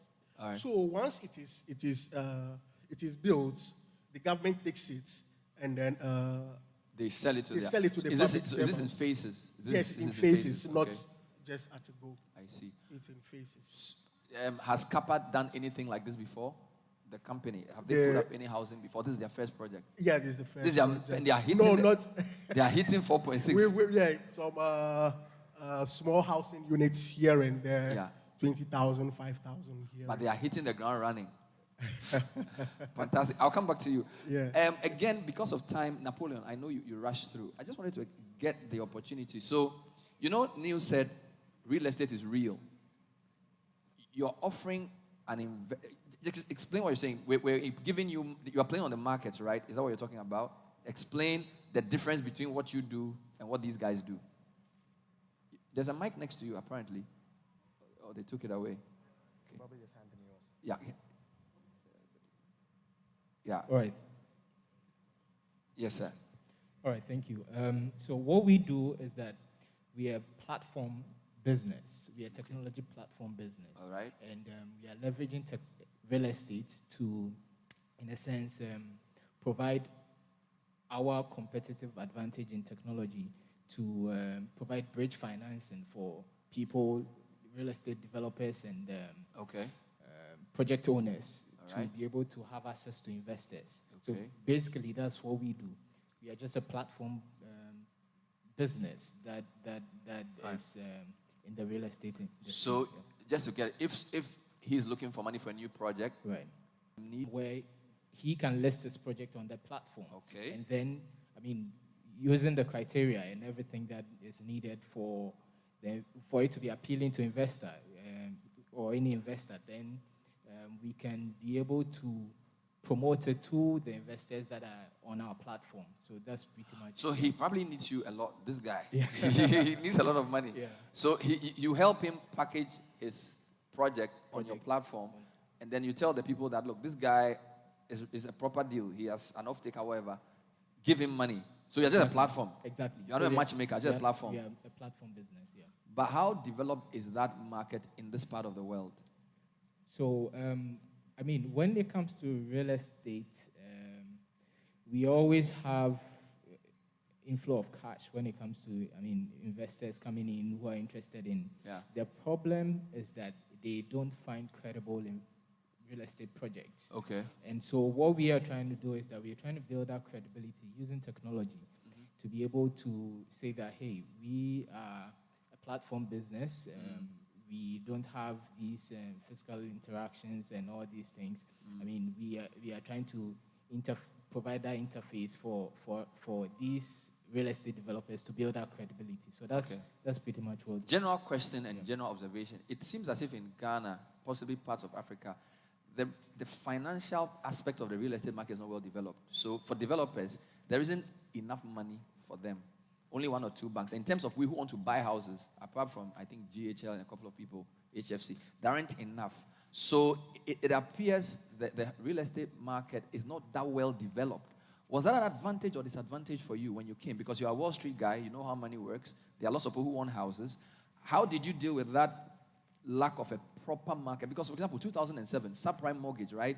The housing market connects to everything in the Western world. Once it comes down, everything comes down with it. That will hardly happen here because there isn't really that connection. How do you see that, and how did that affect the business model that you adopted? So if I'm really to tell the story, I might have to write a book or do a movie about it. So Wow. I was actually on Wall Street with all of the money guys doing billions of dollars in trades. And I kid you not, I probably sent emails and business proposals to probably 200 plus people, and I didn't get a response. I reached out to banks in Ghana, about 6 or 7 different banks, and I was positioned to put down, I'd say, $1 million as an investment strategy or collateralization, and all of the banks came up with, we don't really finance real estate, etc. There were things of that nature. I mean, I really want to tell a story that it took a neighbor of mine who was retiring to say, what are you going to do in Africa? And I gave him the business proposal, and he was like, hey, just give me a promissory note, and let's see exactly what we can do. And I literally cashed in. I cashed in. Wow. Yeah, and when I say one must bet on themselves, I cashed in my 401k completely, and my whole goal was all of my stocks. All you had done in your 12 years, you put all that in. I put it all in. I hit the ground. I didn't know whether or not we'd be able to finish the project, but not being biblical, they say in the Bible, if you build it, they will come. So I'm not here looking for an investor. God is my investor, but in actuality, I'm willing to partner with anyone who's willing. Just a quick personal question: was there family? What did your wife think? Or this is, I'm sure. It was a stretch, right? Wow. So just the whole Ghana move and not being sure was really a goal that everyone needs to be fully envisaging in their mind. Yeah. I mean, it took everyone in my family. Even my own mother was saying, oh, are you sure you want to move to Ghana? But I'm like, Mom, you live in Ghana. You live in Ghana, and you seem to be doing well, right? Yeah.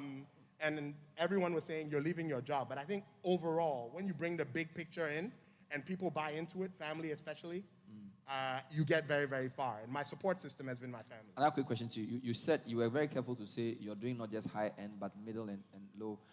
House prices in Ghana don't make sense to me. Okay, so I just want to understand from you, $100,000 house in America compared to something we say is $100,000 here is very different. What's going on?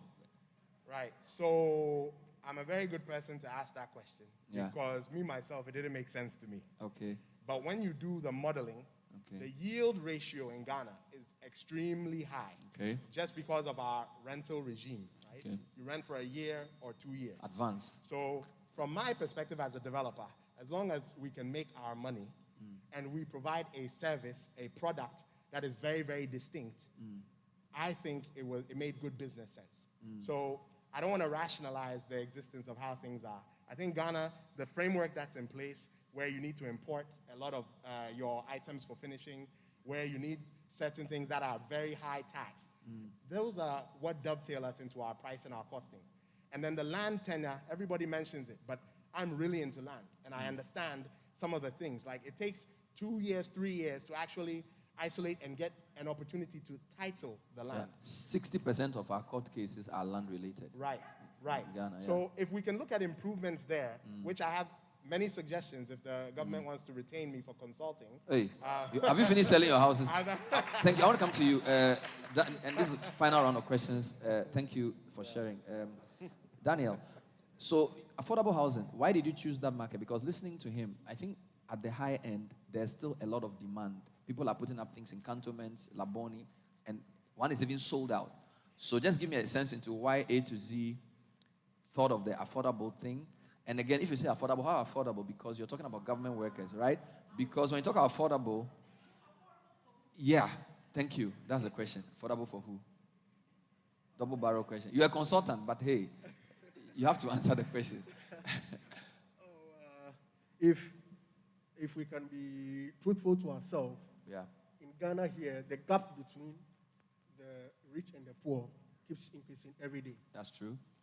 And if we look at the low-income earners, or let me just say a quick population census, 565,000, the country's population increases every year by 565,000. 500,000. Every year. So if every year this quantity of people, you can't tell me that they can all afford $100 million house. And affordable it's not just the structure of the house, but also the facilities around it. The access to road, good drinking water, electricity, and as well as recreational facilities. So, and you're a journalist, if you can please help me with the percentage of public servants that has been employed, with their dependents as well, living in, well-meaning structures. If we can be truthful to ourselves, the figure is nothing to write home about. So there's a lot of demand potentially. There's a lot of demand. I see. And so that's why I started with government workers, because they have a salary. Yes. You are not yet aiming at those who don't have government salary work yet. Because don't forget, government workers are even reducing, and a lot of the people are in the informal sector, and that's where the real population is. So but this 100,000 is all going to government workers? That's what the government... because they can pay. They can pay. And then the rest of us can go and die.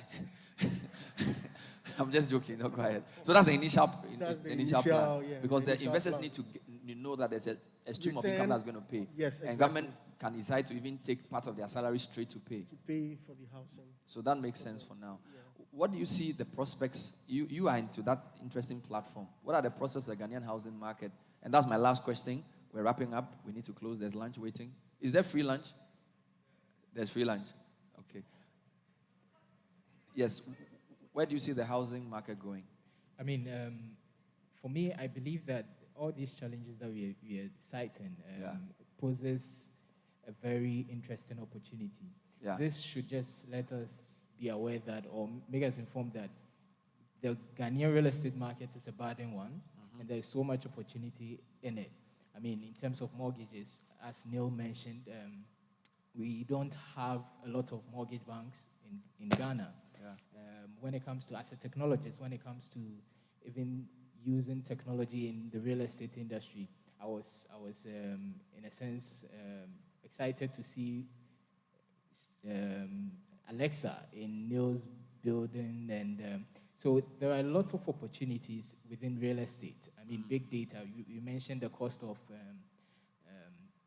buildings in Ghana. I believe that one of the things that we lack is data on some of these things. If we are able to leverage big data, we'll be able to come up with a lot of information when it comes to pricing and all these things, data analysis and all that. So I think there are a lot of opportunities. We should look at it in that regard. I am being hurried off the stage because of time. So what I'm going to do is thank the panel, Napoleon Kofi from Miners, Daniela Muyao, Kappa A to Z, and Neil Oku from Golden Coast Developers. They are around. They all have stands. They'll be here again tomorrow. They have websites. Please connect with them. Let's make Ghana work again. Thank you. Let's bring back our MC. Thank you.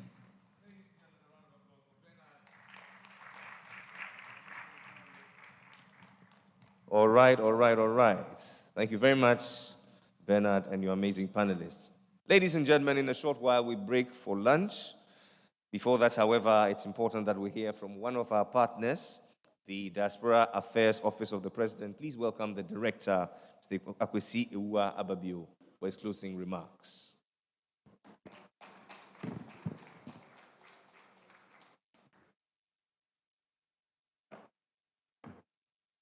And the renewed enthusiasm around building Africa together.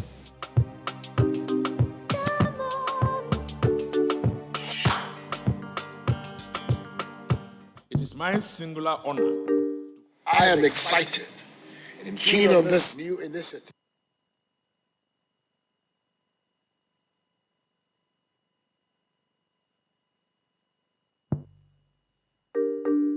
I am excited and keen on this new initiative of Beyond the Return and the renewed enthusiasm around building Africa together.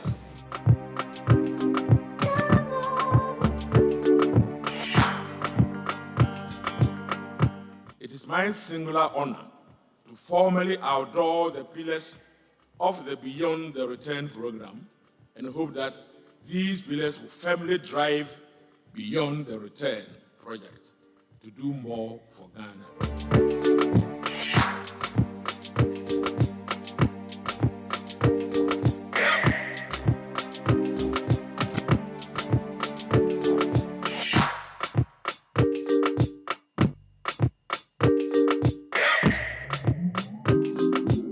One of the main pillars for the Beyond the Return program is the return conversations that are going to happen every now and then.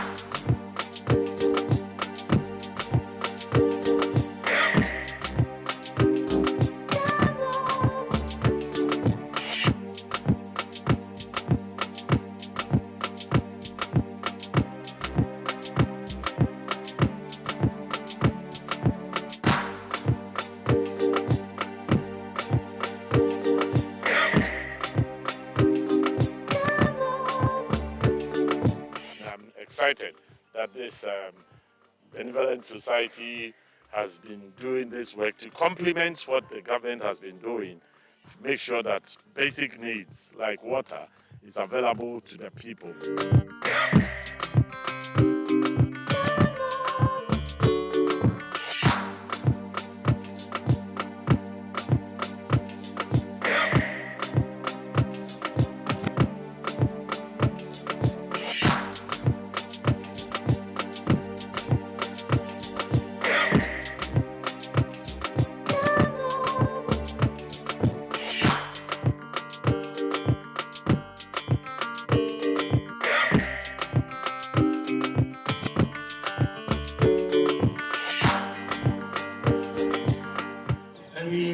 Everybody, that Africa is home. And it's even going to be better tomorrow. Is ready. And Please, Ghana let me is take ready the opportunity to say hi to receive you all. you. And standing on all the protocols already established, say thank you, and let's see what these closing remarks can give us. I'm very mindful of the fact that if war betides you, if they ask you to do closing remarks and everybody's waiting to go for lunch. and you make it a long thing. You know, you stop talking when the room is empty. And I'm not going to let that happen to me. So on that note, I just want to say how, excited we are. You just seen this clip that basically tells you something about the diaspora and what we can do together as government organizations working to make sure that we harness that potential that untapped resource that is out there, which is what we have been doing. Some few years ago, even though that word has always been in the dictionary, diaspora, it was hardly a byword in Ghana here. It was not, few people knew about it. I remember going to a funeral and being announced as the director of diaspora, and people were looking at me in some funny way, like, what is diaspora? But thank God, fast forward to today, and you can see what the diaspora is, where the diaspora is in the overall scheme of things. We are right in the center of everything. We are being seen as partners. We are being seen as collaborators of this journey that we have to embark on to make sure that we develop the country for ourselves. And you saw it with the year of return when we had that strategic partnership with the Ministry of Foreign Affairs and the Ministry of Tourism and GTA, what we delivered. That was, seriously speaking, made a big impact in 2019. Before that, we had started mobilizing right from 2017 when the president, asked and tasked some people here who are available to also, project the diaspora and make sure that the diaspora became a key component for our development efforts. And today, we see the benefits that we can all, relate to. So I'm excited in this respect that, this partnership with GIPC is also another phase of where we want to go as a country. We are going to make sure that the few days at our disposal and the few years, course of these 10-year programs, we are going to really, really let people know that the diaspora can be strategic partners and that we need their support. We need to harness their resource. We need to bring them to bear on whatever we do as a country. I think other development initiatives would also be coming along where strategically the diaspora would be essential.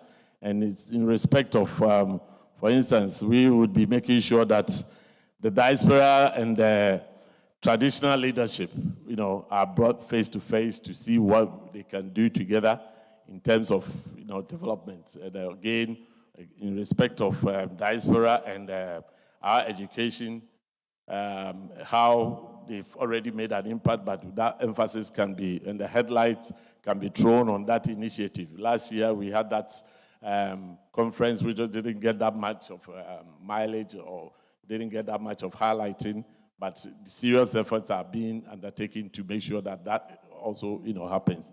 But I think it is through the associations and the, various organizations that we have in the diaspora and even here in Ghana that, again, we need to be highlighting to let people know the investments that they bring to bear in our communities. And that is something that, I guess, we will also be looking to work effectively on.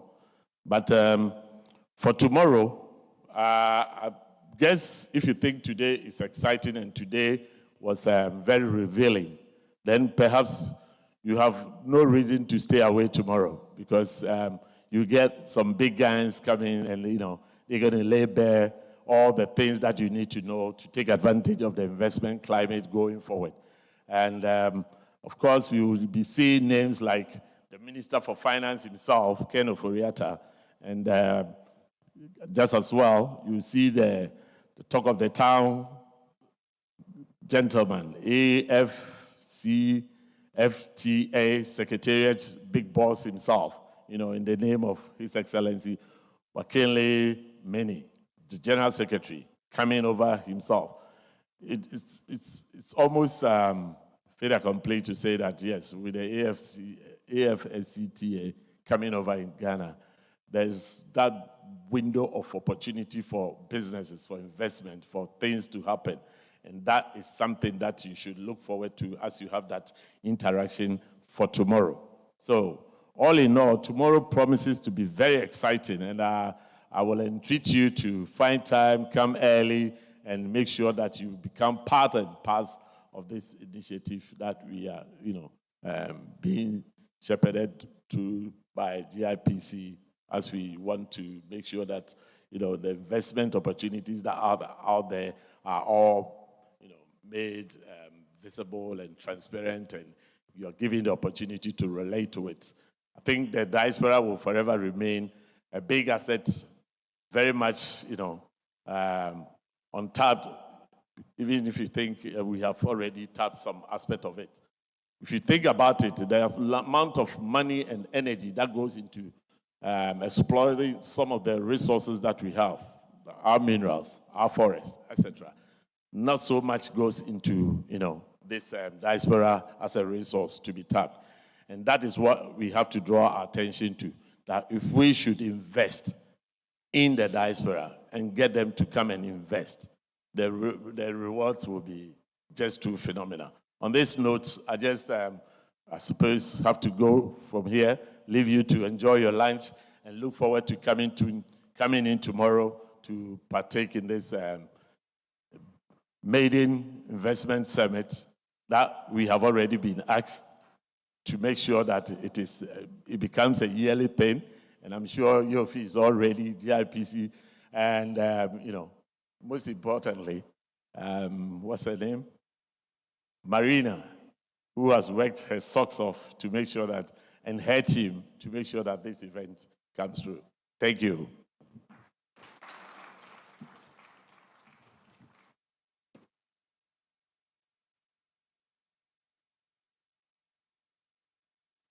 One more time, ladies and gentlemen, let's hear it up for all our partners, the Diaspora Affairs Office of the President, the Beyond the Return Secretariat, the Diaspora and African Forum, Ministry of Finance, Ministry of Foreign Affairs, Regional Integration, Ministry of Information, the German government through the implementing agency, GIZ, our sponsor, KGL Group, and our media partner, City FM. One more time, please. Today is not entirely over because at 3 o'clock, all those who have registered for the B2B, that's business to business, and G2B, government to business, together with the PPP arrangement, would all convene here. I'm told you are a total of about 20 companies. So at 3 o'clock, this room will be set for those engagements. All is set down for us to bring our proceedings to a close. Ladies and gentlemen, it's time for lunch. Lunch would happen in the adjoining room. We'll all be led out in sections, so please don't be in a hurry. There's enough to go around everybody. My name is Jerry Ajololo, and I'm thankful for the pleasure of your time and your company. We shall resume tomorrow at 8 o'clock, so please be prompt and make sure that you tell everyone to also plug in and enjoy this conversation. Thank you very much.